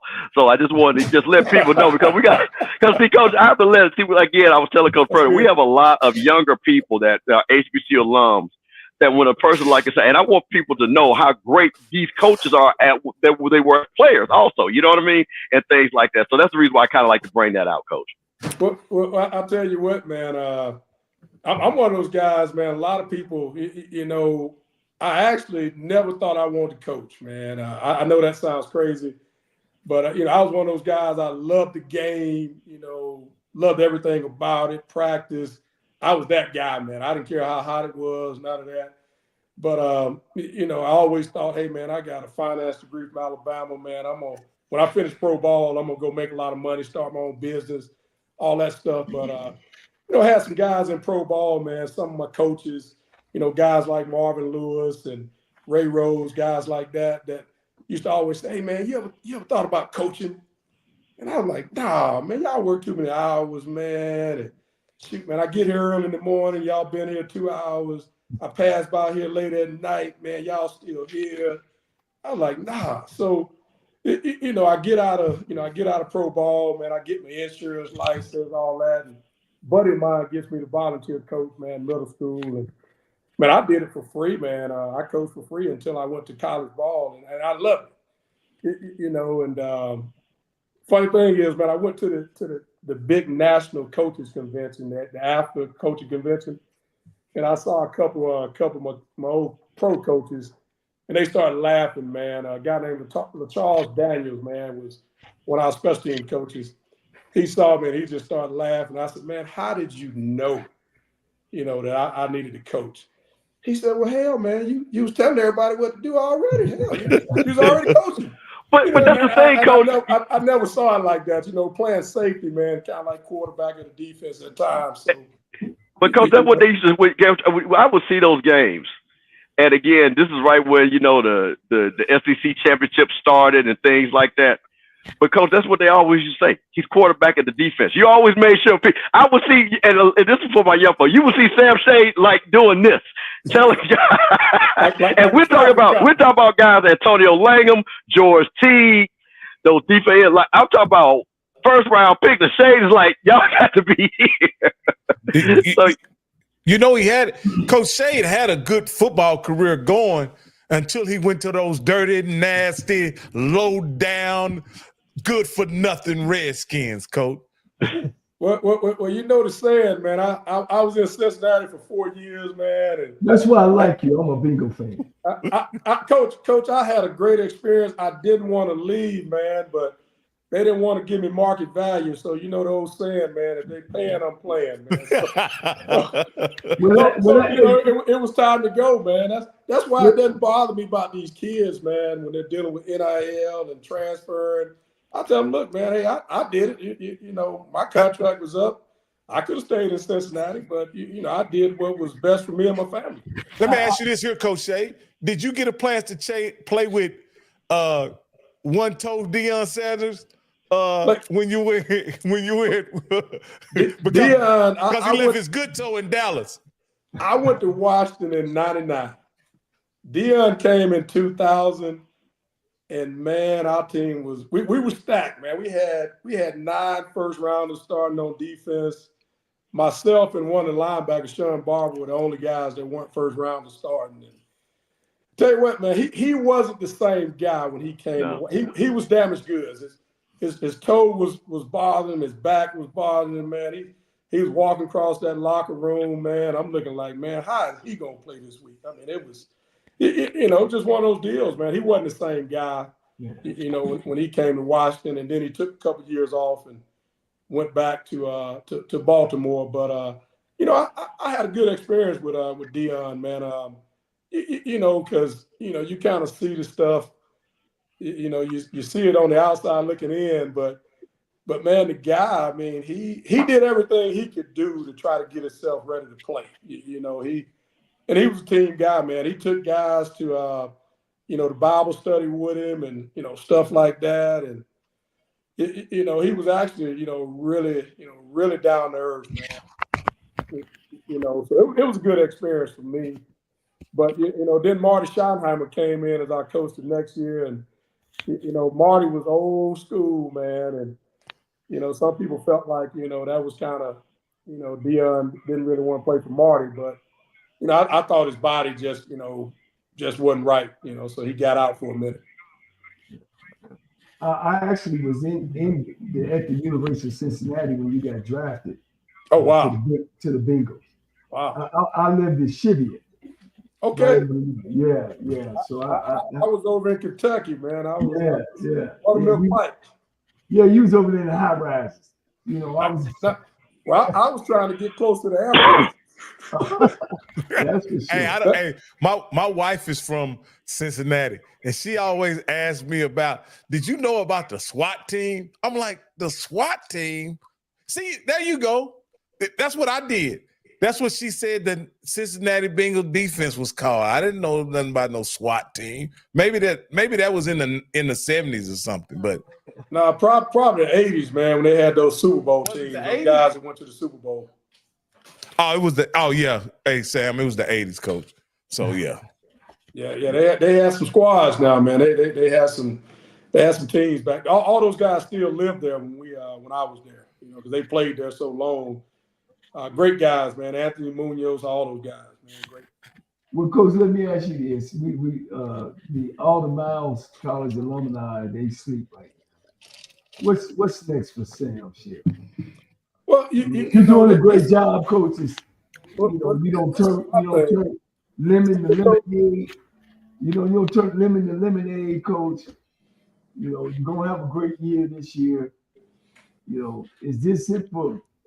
You're gonna be the Dion and say, God brought you here, and this is what you're here, but you're here to coach football and then also do what?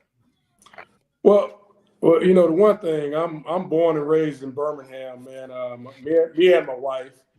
Man, I was born. The hospital I was born at is about half a mile from Miles College. A lot of people don't know that. Shoot, man, my two sisters, my older sister and younger sister, are Miles grads. I got a nephew that played and graduated from Miles. He's teaching and coaching over in Atlanta. Just a lot of family here in this area. My mother's family, they're HBCU grads, Alabama State. My wife's family, they're all A&M people, Alabama A&M. So, wow. So for me, I'm at home. And at the end of the day, Coach, at the end of the day, I'm enjoying where I am. I'm where my feet are. Man, I'm happy doing what I'm doing. But stuff does happen. I thought I was gonna coach high school ball for the next 10 years and really enjoy it. But another opportunity came, and it was one that I saw myself doing years ago. So I had to take that opportunity. Coach, I asked you the same question that I asked another former NFL player. You could coach anywhere, coach. You can coach anywhere. Why is it important that you coach at the HBCU level?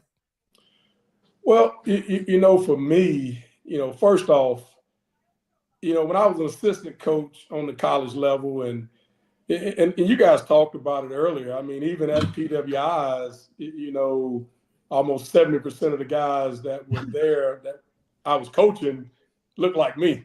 So, the same difference, that, I'm making at an HBCU, I was able to make there. But the difference is being the head coach, you really get to determine the direction and the culture, and you get to, just really put your stamp on it, and on a lot more guys. You get to touch a lot more lives than, as an assistant coach. So, that was important to me. And I'll give you an example. I was coaching at Sanford, and a friend of mine, I won't say who, he was up for a job in the SWAC. And he called me about being his defense coordinator. This is years ago now. This is a long time. And he got the job. I was going to go, but, he had a list of guys. I guess I wasn't the first DC on his list. But I guess the first guy took the job. And so a couple guys knew about it from Sanford. And they were like, hey, man, you really going to go do that? I I'm like, yeah. I said, I definitely gonna do that. The reason I was gonna, do it, I'm like, well, hey, I go be a defense coordinator. I'm just that much closer to being, a college head coach. And it didn't matter, if it was, at an HBCU. But I am glad that, it worked out the way that it did because, man, I'm from right here, Birmingham, Alabama, all black high school, Winona High School, projects right across the street. My mother was a teacher, an educator in Birmingham. Father was a firefighter right here in Birmingham. So, for me, I always kind of felt a calling, I guess back to the city. I always thought I was going to teach and coach. Once I got into coaching, I thought I'd end up, back in Birmingham. I did. I just ended up doing it at Miles College. So you know Grady Brown then. Yeah, Coach, I was going to mention that, Coach. Coach, when you were at Alabama State, man, Grady worked for you, and then he was at Tennessee State. Man, Grady worked for me at Texas Southern. Yeah, well. I'm in Texas Southern. I was thinking about Jeff Torrance worked with you at Tennessee State. Yeah, Jeff Torrance. I can choke you if I see him, but yeah. Yeah, we played together at Bama. Yeah. But now, I remember coming out to Texas Southern, man. You had a golf tournament out there. Matter of fact, me and Antonio Langham, we came out there. Grady got us to come out, man. We had a great time, man. Eddie Robinson was living out there in Houston then. He came. Jacoby Jones, late Jacoby Jones. Yeah. Man, I'll tell you what, Coach, man, and Coach them, man, they did it big, guys. I'm talking about, man, we had a great time playing golf, hanging out, man. Was it the cheerleaders or was it the majorettes? Which group? Oh, and Coach, I can't tell it all, Coach. I can't tell it all. I'll just say this, man. Man, just had a great time. But now Grady's my guy, man. Grady does a football camp at Miles every summer. And I tell you how things go. My freshman year in college was his freshman year at my high school. And I used to go back all the time, work out with the guys. And he played DB, I played DB. Then he goes to Alabama A&M, I go to the Bengals. And we just kept coming back. And next thing I know, he's coaching college ball before I get out of pro ball.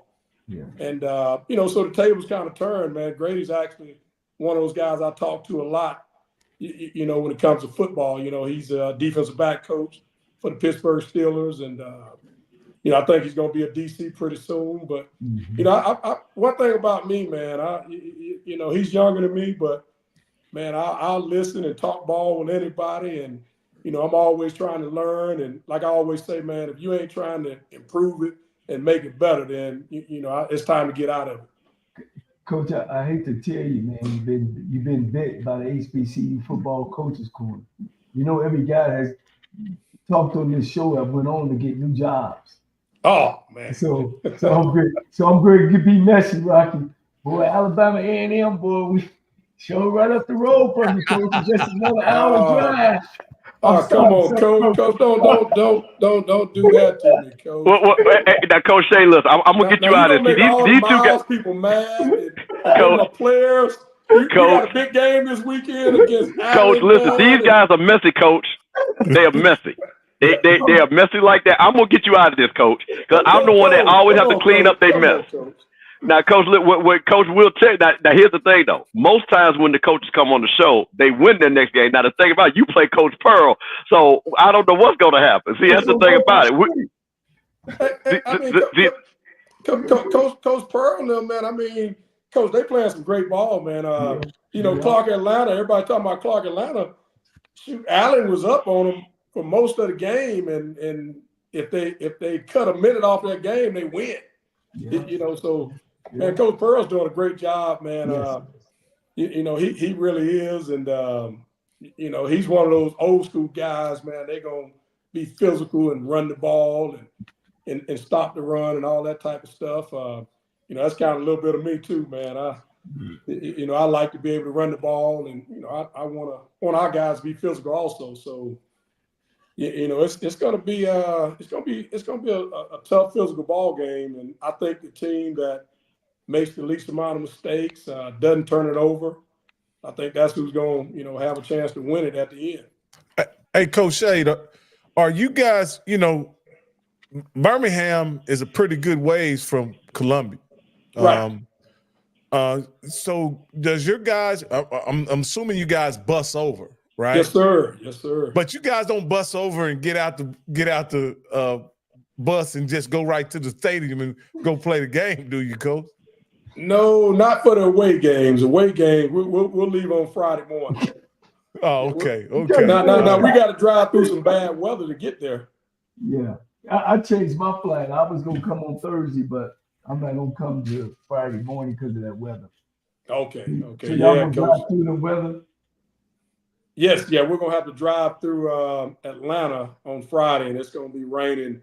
Yeah. Raining pretty good. Matter of fact, we were gonna stop for lunch on the other side of Atlanta, and we're kind of all the coaches said, hey, we better pack some rain gear so we can get out and get the food for the players and bring it back on the bus, all that kind of stuff.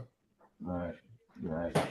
Hey, Coach, I wanted to ask. Look, one of my big things is I'm a huge supporter of coaches like yourself and HBCUs as a whole. I do a lot of fundraising.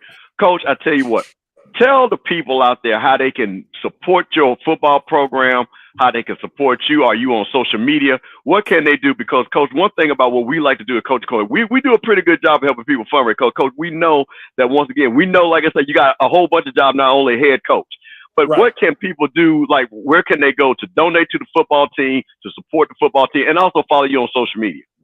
Well, there are a number of ways to to donate. Obviously, a lot of people have the misconception that, obviously, if you donate to Miles College, it's going to go in the general fund. It won't go to football. But there are ways that you can legally, and we've had, matter of fact, I'll give an example. Jameis Winston. Jameis, man, his mother's a Miles College grad.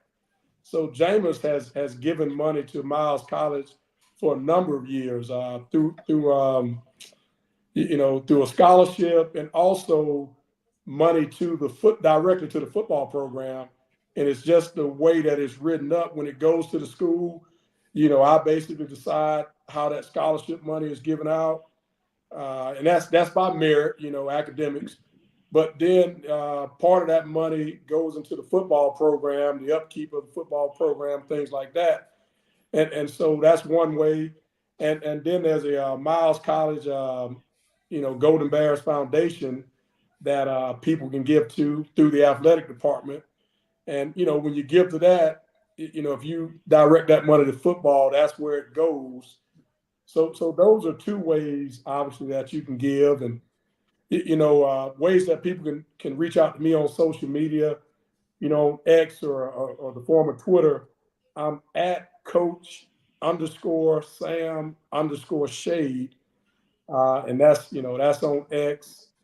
And then on Twitter, probably got to change this one, but it's SShady31.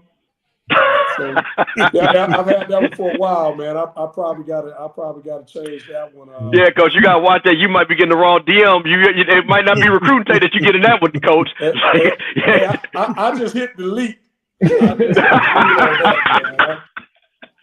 I just hit delete on those, but no, a number of ways that you can give, and I tell you what, man, we've got great leadership, man, at Miles College. Our president, Dr. Bobby Knight, man, she's awesome. She came out of the business world. She actually headed up Alabama Power here in the state for a long time. Sits on a lot of boards and things like that. And then our athletic director, who's our head basketball coach, Fred Watson, man. And I'm not just saying this. After my first season, we went 1-9 that first year, and man, nobody was looking at me crazy. Their support was unwavering, man. Like they were right there with me.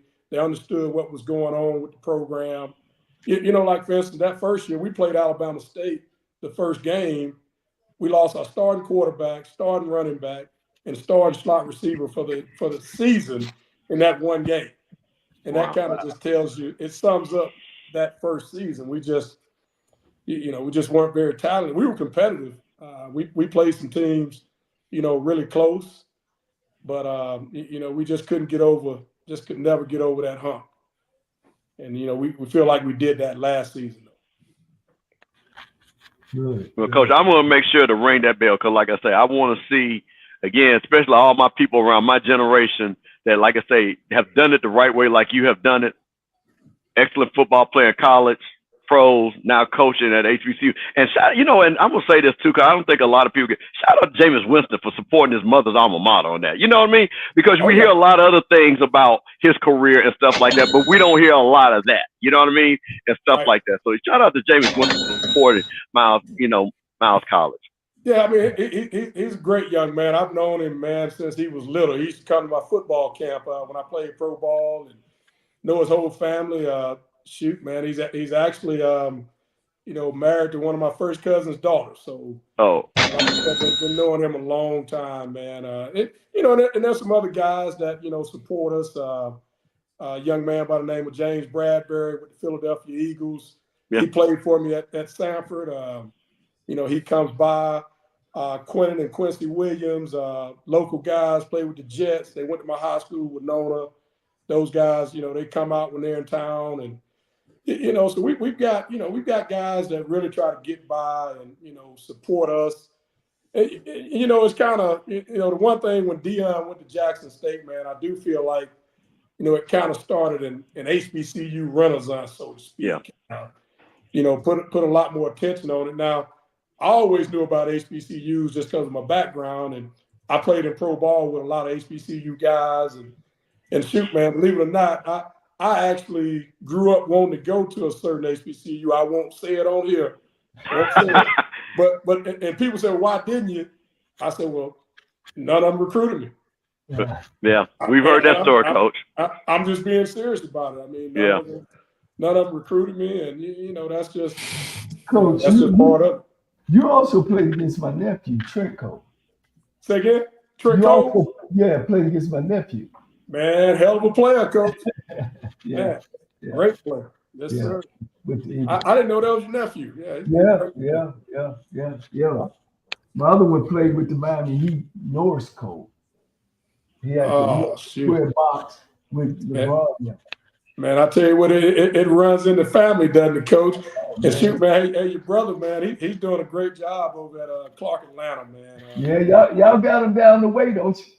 Yeah, we do. I'm not looking forward to it. They played us. I tell you, we had a barn burner last year when they wwere at Allen, man. They came over here, and with David Wright at quarterback and Coach Keaton calling that offense, and shoot, man, your brother, man, they line up in that 3-man front, and man, I'm talking about just sound. Like, they don't make a lot of mistakes, man. They're just really sound.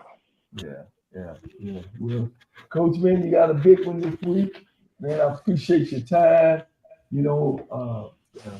Let the audience and HBCU guys that come and support HBCU get to know our coaches, man, and that's pretty much the outcome. And I'm learning about some of you guys as well. You see that we've already crossed paths with people that's your friends and been my friends.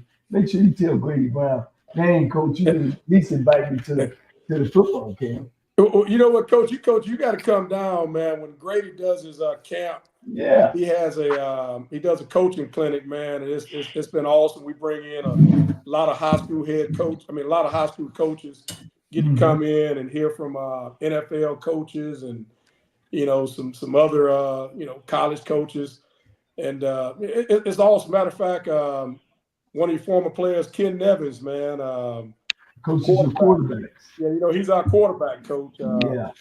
Over at Miles, man, and he really enjoyed that this year. This was his first time on staff with us, and he just said, Coach, man, I think it's awesome that we're able to bring in some guys that are doing it on the highest level to kind of talk to our coaches and be guys that they can have networks with, all that type of stuff. Yeah. Ken is a good young coach, man. I'm glad he's up under you guys' tutelage. There's some things that he's still learning and continue learning, but I think he can add to as well. He always telling me, man, Coach, man, why the white coaches always the quarterback coaches, man? Man, I can coach some quarterbacks And he can coach him, coach. Man, he can coach him, man. I mean, his resume. I mean, the guy, passed for over 10,000 yards in high school in Memphis, and went on to Memphis, then played for you at Tennessee State, and had some great games against people like Ole Miss. Stanley Cummings is a good one, man. Facing Stanley and coaching against him, man. Great dude, great coach. Coach, you just got an all-star staff, man. Well, Coach, my thing is this, Coach, and I tell recruits and their parents this. Every coach on my staff, I mean, they've got great resumes, but at the end of the day, man, when I'm hiring coaches, man, I ask myself one question. Would I want this guy coaching my son? And I've got two of them that have played football, and if I can say yes to that, then I'm all in. Because that's what's most important, man. I'm going into houses and recruiting people's sons, and talking about how we're going to develop those guys, and not just as football players, but as young men. And so I feel like we've got to have coaches that are going to also do that, and the players know that the coaches care about them, as people before they care about them as football players. And my players will tell you, man, like, if they ain't doing it right, we're going to sit you down, number one. And then I'm one of those guys, sometimes, it gets to a point where I've told a kid, hey, sometimes you got to go to grow. You might not be able to grow here, so you might have to go somewhere else to grow. And, that deal. I'll never forget Chris Carter said, Buddy Ryan, when he cut him from the Eagles, that's one of the best things ever happened to him, because he was headed down a bad road, and, that straightened him out. He went on to Minnesota and to a Hall of Fame career. So that's part of it. Well, Coach, man, I appreciate it, man. You're a type of guy that can lead folks, man. Your presence, and your philosophy, and that's what we look. And hopefully we can get that out and continue. And one of the things I'm working on, Coach, with HBCU Goal is having us not like a game day, but on Sunday, and get all the HBCU highlights, and do just like I'm an economist. If I see it working for somebody, I do it just like they do it. Maybe add some things to it. I just believe that we can do the same thing at our level, because we do have a special brand, because it's Black college football. Absolutely. And so that's some of the things that I'm talking to production about. Maybe we can do for Black college. So with all this footage and stuff like you guys are coming on and taking our invitation, which is real important.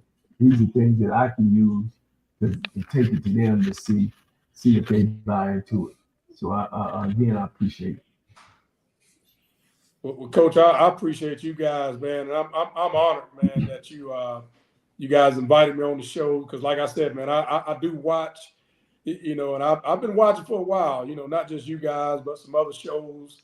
And I just think it's awesome, man, that you guys, give us a platform, HBCU coaches and players, and not just in football, but in other sports. So, you guys keep doing what you're doing, man. And shoot, a lot of people are watching. Thank you, Coach. Thank you, Coach Shay. Yes, sir. Thank you guys for having me. And man, I look forward to being back on, Coach. If you get that thing going on Sundays, feel free to reach out to me. Hey, Coach, I just want to say one last thing before you go. When you ink that deal to go to Huntsville, give us your first interview. That's all we want. Man, I don't, man, why you got it? Coach, I told you, Coach, they messy. My players are watching this, my coaches. They messy. This man's the coach of Miles College, and he's proud of it.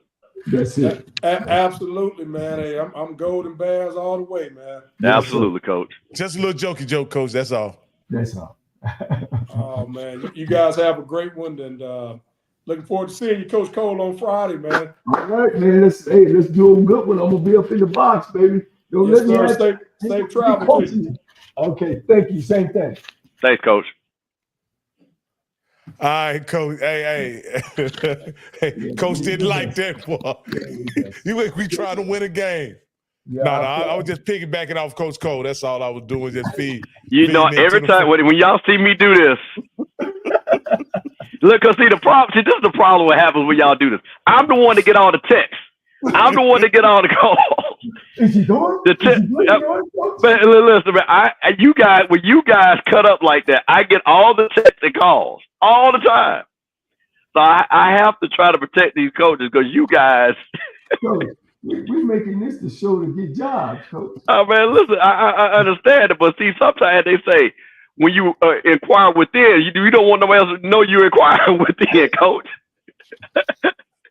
Hey guys, we're about 10 minutes from 2 hours, and there's a really kind of hot topic that I want to ask you guys about, if you guys are aware of it, and then we can get out of here after we have, we all have thoughts on this.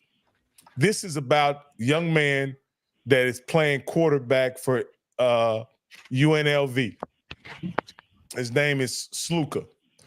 Sluka, just to give you guys some background on it, he transferred as a graduate transfer to Holy Cross. He's played quarterback. He transferred in the summer, right? He's played 3 games with with UNLV, and they're 3-0, ranked as high as they've been ranked in probably 15 years.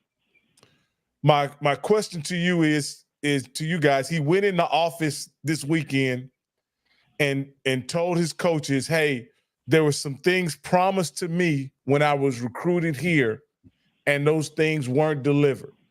There are rumors that there was as much as $100,000 that was promised to him by a coach, by his position coach, the quarterback coach. It was when he went into the coaches about it, he said, hey, man, you're not getting $100,000. There was no verbal contract saying that you're going to get $100,000.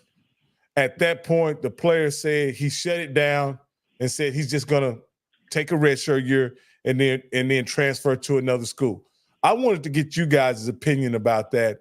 And what did you think about a player using that kind of leverage in the middle of the season for promises that were not kept? Go ahead, Coach, you want to go first? No, you can go. Well, here's the thing. As somebody, and I think I told you guys, me and my partners had a sports agency in the late 90s, early 2000s. And what has changed now, and I looked up, first of all, I wanted to see the agency he was represented by, because that's very important. So he's represented by a small agency. They got like 40 players or so in the NFL, no superstar, but players that you would know. And as I dug into this, I've heard that he got the agent afterwards. I heard that this was told, but the boosters did not know about it. But here's the thing I'm going to tell everybody. As somebody that works with contracts on a daily basis, get it in writing, point blank, period. Because, see, the thing about it, and this is a failure, if his agent was with him, but from my understanding, he was not, but I'll just go on to what's been reported one way, is that because the agent said that they were told that. Well, that's a dereliction of duties, that if you have a client that you're representing, your job is to get the contract, not his job. If the deal was you come to UNLV and we're going to pay, that is because guess what? Your whole point is, and again, just let everybody know, well, NIL is a little bit different, so it might not be the 3% like an NFL contract. He could actually get up to 20%. But the point of it is, that's how you get paid, is that you are the contract advisor. You negotiate the contract. You make sure your client is legally protected. Then the kid goes to UNLV, not after the fact. Now, Carl Reed, which is, I think he's with 24/7 Sports, which is a huge college insider. He said none of that's true. He said the kid got $3,000, what they told him. He started playing well, hired the agent, and said, oh, you know what, y'all need to pay me more money. And I'm just going to tell you, I don't think Carl Reed will put his name out there like that, because he is a true college insider. So on both sides, the bottom line is this: never do anything unless you got it in writing. That's my first and foremost. So I do not feel sorry for the kid. I'm sorry, I'm not, because the bottom line is, if he had an agent, he needs, because honestly, if he has who he could actually, he can sue the agent. Well, my question to you is, I understand what you're saying. If it's not in writing, don't. If it's not in writing, but you do understand the way the NIL works. They won't sign any NIL deal with you until you're enrolled. You are aware of that, right? Okay, that's not the issue. It has nothing to do. No. The contract will simply say it starts on this date of enrollment, paid to this date for name, image, and likeness. That's what that means. So I can agree to come to your school, but if I have a contract saying that on October 15th, I get 11 payments for my name, image, and likeness, that's what the contract would have said. So this is what I'm saying. The collective, from what I understand, the collectives do not contract anything with a player until they are enrolled in that school. And I'm telling you, what they could have got was a memo of understanding. Oh, okay. That would have been in effect at that time. And I'll tell you another thing too. I'll give you a perfect example. And Coach Cole knows this is true. He could have, okay, so I'm going to go to your point. The day he got on that campus, that contract could have been executed. And you know what he could have did at day 2? He could have got right back in that portal and went somewhere else. Right. So again, there are protections, and I want to say this again too. People need to understand. I've been trying to explain this to people. It is not legally, even though we know if it is not pay for play. It is name, image, like it's you go do something for some marketing outlet. Not that you threw 5 touchdowns, even though that's what we know that's what they're doing. But I'm telling you, that's what the out is, because what they'll say to him, your play has nothing to do with what this NIL deal was. What? Maybe he didn't show up for a photo shoot. Maybe he didn't show up when they go to the hospital. So those things. So my bottom line is this. With that being said, if you have an agent, which he did, or which he said he did, on his side, and the day, to your point, if that is what you're saying is the rule, is the day he set foot on that campus, that contract should have been executed. Well, let me say this. It's not a rule. It's not a rule, but the collectives as a practice, I'll just put it like that. They don't execute contracts until the player has a proof of enrollment and acceptance in school. Well, then if it's not a rule, it doesn't matter then. See, that's what I'm saying. Is it okay? No. You see, with contracts, it doesn't work like that. Okay.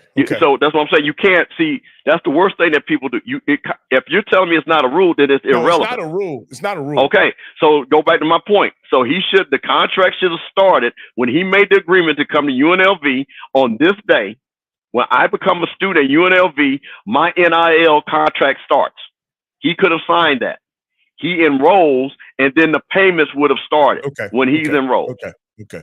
So you're saying the NIL practice is to protect the collective from being exploited by players who either can't get in school who eventually enroll in another school. That's kind of why the collective. Well, what the contract could have easily said, what the contract would have protected. They're not going to pay him if he would have went to UCLA, because the contract would have clearly said, you being a student athlete at UNLV, you are now represented by the UNLV collective, that we will not pay you for your name, image, and likeness. And they have to outline what it's going to be, what he's supposed to do, his duties, and things like that. And there's a fee schedule, a payment schedule. So it's upfront, is it every month, et cetera, et cetera. Now this is the thing that's kind of different that I think a true NIL deal with a brand or something, you can pay that at any point. Like, you don't have to wait till you enroll or anything. But when the collective is paying you, and because he was told that by the coach, I'm assuming the relationship, that the vehicle they were going to use to pay him was the collective. That's an assumption that I'm. Well, let me tell you this, and I don't know what the rule is in Nevada, but this, if you guys remember, this actually happened to a coach at Florida State. He told a player, if you come to Florida State, we're going to pay you. And Florida at that time was illegal. Florida State got sanctions because of that. Because the coach is not in the state of Florida at that time. And I think in most states, coaches are not allowed to negotiate or speak on any NIL deals. Well, that was, the most recent. Okay, so this is the deal. Every school has their own policy, but the most recent court case related to NIL said that there could be direct payments played from schools to players. I don't know what schools do that, but no, that's a state law. The state of Florida changed the law. Oh, okay. So this goes back to the point. So what happened? So I'll give you a perfect example. A lot of people did not know at one time when NIL started, and the Georgia players, if they got an NIL, they had to give a certain percentage to the University of Georgia. So you know what happened? Because that's the way the state law was written. So because those old time rednecks were like, how dare you get paid off of Georgia? You're going to give Georgia something. What happened was Alabama, Florida, South Carolina started negative recruiting against it. Georgia changed the rule.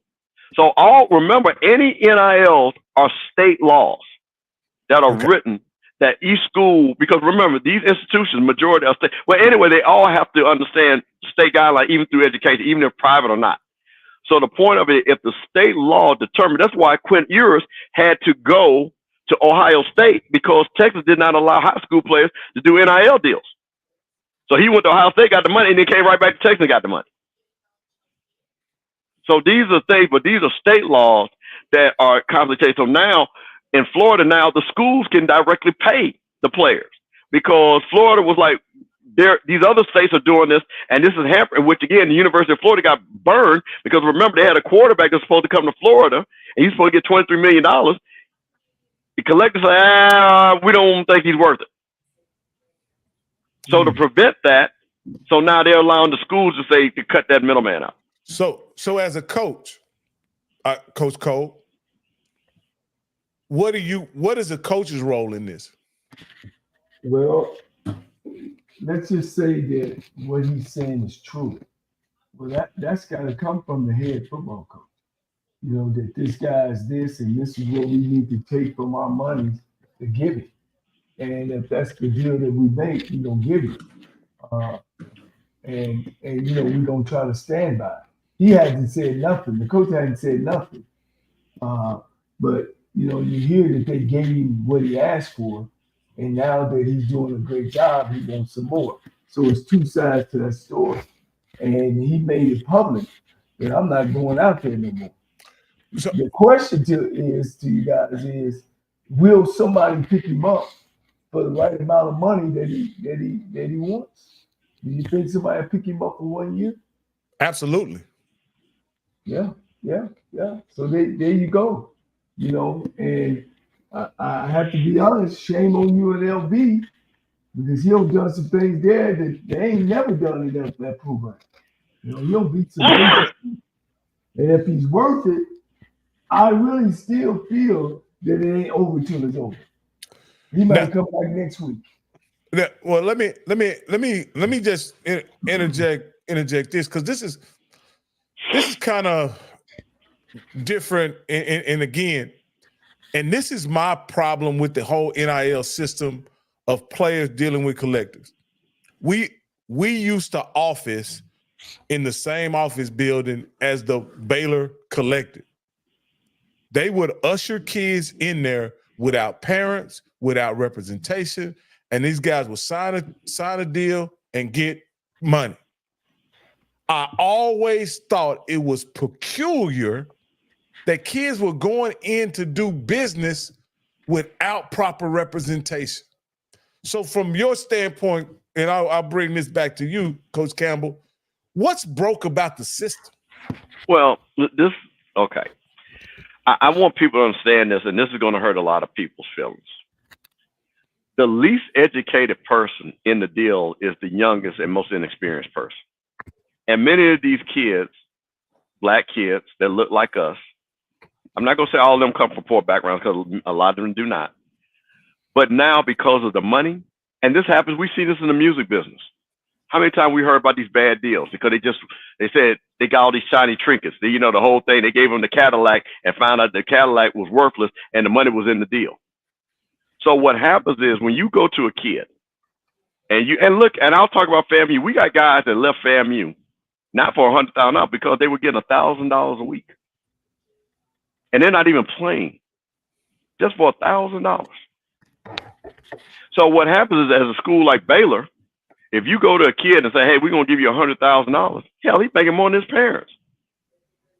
And all he's thinking is him buying bling and getting a fancy ride and taking pictures on his phone, not thinking about the tax implications or none of that. But this is what happens. The people of youth, that's why they always give them the most money, because they know they can get it right back out of them. So that's what you see. And unfortunately, the parents, because there's a lot of intimidation that also goes with this. And somebody was in I saw many kids that had to sign with school because they mama worked for a booster, and you sure don't want to disappoint mama, do you? So the kid didn't even want to go to the school, but the mama worked at some company where the booster was at, and the booster put pressure on the mama, and the kid ended up going. So this has a lot to do with that. So you have a lot of these kids that are not sophisticated because the money is coming so fast, and the money, especially on, like I said, the level of a Baylor, the money is so big, they're not going to listen to anything else. That's why this kid jumped on that play unit. All he heard was $100,000. That's all he heard. He probably didn't know what he had to do with it. He just heard he saw these other guys getting $100,000. Hell, and a kid at his level that is probably not going to be a pro. Think about this now. He's not a pro prospect. He's a running quarterback. Right. He's not going to play in the NFL. This kid literally is going to make the most amount of money at his age. It will literally take him to work a job 10, 12 years to get that money. So that's what it is. Well, looks like we'll see, and the truth shall come out. And if he's money gouging, he has a right to. I mean, this is an open door, and a lot of this is so new that you know you're discovering some almost every week dealing with all this. Well, I think this kid. Well, again, I don't know who to believe because I don't trust anybody in this situation, to be honest. I don't think the school's going to be honest, even if they promise the kid $100,000. I don't think the kid is honest because at the end of the day, he's got his last year of eligibility and he wants to get some money for it. You understand what I'm saying? So I don't think he's going to be honest. The reality is that what he's doing is legal, and should it be? Oh yeah, I mean, you know, they changed the transfer rule. You don't have to sit out and all that kind of stuff, and you know, and they allowed to pay players, you know, and if they don't trade them, then they use their option of getting traded, so they don't pay them. So, man, this is one of those deals that people gonna talk about and dice it up and see, but at the end of the day, I think it's just like the kid. And here's the question. Do you agree with the kid to say, let's just say they paid him what he thought he was worth? On the record, the only thing he's been paid based on the school is a $3,000 stipend to move from Holy Cross to Las Vegas. I don't think a kid would go from Holy Cross to Las Vegas for a $3,000 moving stipend. That's why I think somebody's lying. Well, we'll see. Yeah. I feel the same way. I believe. Well, let me tell you something. This is what I believe happened, and I think it's the same thing like Florida. I think the coach spoke out of turn because Vegas does have big. Listen, people do understand. This is the running rebels we're talking about. That boo's been paying folks. This goes back before Larry Johnson, now Spoon James, now boys, Armand Gilliam. See, I go back to that era with Jerry Tarkanian and them guys. Them boys always got paid. Anderson, that's what I'm saying. Them boys always. So it's not like the UNLV boosters. You understand something? The guy that not when the other guy, I think he died. He was a big hotel magnate. He was one of the biggest boosters of UNLV, billionaire guy. So the money has always been there. But I think what this coach did was like a lot of these coaches do. They go out there and say, hey, you know, our booster got you, bro. You come on over here. We got you. And he didn't talk to the booster. And booster's like, you promised who, what? Yeah. And I think that's where the disconnect happened. I think it's on the coach, to be honest with you. And I'm going to be honest with you. I think the backup quarterback, who's a transfer, Malik Hodges something, I think they paid him too. I don't think he transferred to UNLV. Hajj Malik, I can't think of what his name is, but he transferred from another school. I don't think that guy would come to UNLV. He was a starting quarterback somewhere else. I don't think he would have came for free. Again, my point is this. I think even though I love a free market economy, I think it hurts and this is who I think it hurts. The other kids on the team of having some type of certainty of who's going to show up each Saturday. Because if you don't fix this, what you're going to have is every year on the fourth game, you're going to have kids taking redshirt options rather than going out there and playing because they feel like they could monetize that year more than what they're getting now. That's what I think Sluka's doing. He has 1 year of eligibility. He may not be getting paid enough considering his production. And he says, hey, I can use this year and play at another school and get that $100,000. I don't have a problem with listen, he didn't get the money. So I don't have a problem with what he's doing. Because he would not sit out if he was getting paid. So he's not getting the money, so I don't blame him. Because like I say, again, we need, listen, and I hated the NIL. I loved it for the players, but I hated I knew this is what was coming. Because now it's pro ball. So if we're going to be pro ball, let's just be pro ball. You know what I mean? Yeah. Let's let the kids unionize. Let's give them insurance. Let's treat them right. And let's cut all the BS. Because if not, you're going to have this in between all the time. Well, let's let them figure this out. I think we gave some great ideas on this situation. It will definitely, guys, come to light. Did he make a good, it's really down to him. Did he make a good business decision or did he not? You know, and we'll see, you know, if somebody picks him up and pays him the money that he wants. All right, guys, man. Hey, this was a great show. Coach Cole, again, did a great job getting us two amazing guests, Coach Pearl and Coach Shade. Absolutely phenomenal. And with no further ado, I'll turn it over to Bishop Campbell. And take his own out. He can take his own out. Well, you know, this is what's great about what Coach Cole, his legacy. And this is what really, out of all the players he's coached, he's still giving back. And what I like the most is that we saw two young coaches, and young is relative, of course, but that have come up through the ranks, that have worked hard, and they were able to talk about their programs, their vision, and their teams on HBCU Coaches Corner. Nowhere else on the internet are you going to see an interview with Sam Shade and Coach Pearl.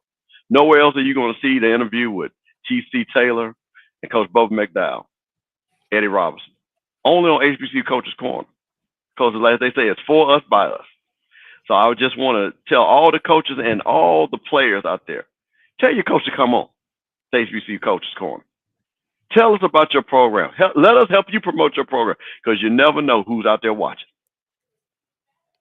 And if I can piggyback and let us help you if you want to continue to move in this business. You know, those are the great things about it. But hey, y'all too, man, y'all great. Appreciate your time. We got next week. I'll be leaving for the weekend. I'll be back on Sunday. And it's a big weekend for the SWAC. It's a big weekend for Prairie View A&M. It's a big weekend for Norfolk. So we'll see. You know, Norfolk got NCCU, don't they? Yes, they do. Thank you, guys. Got a lot to talk about Tuesday. Hey, let's hold on tight, man. Let's tie a rope at the end of the rope and hold on tight because ain't nobody bad like you.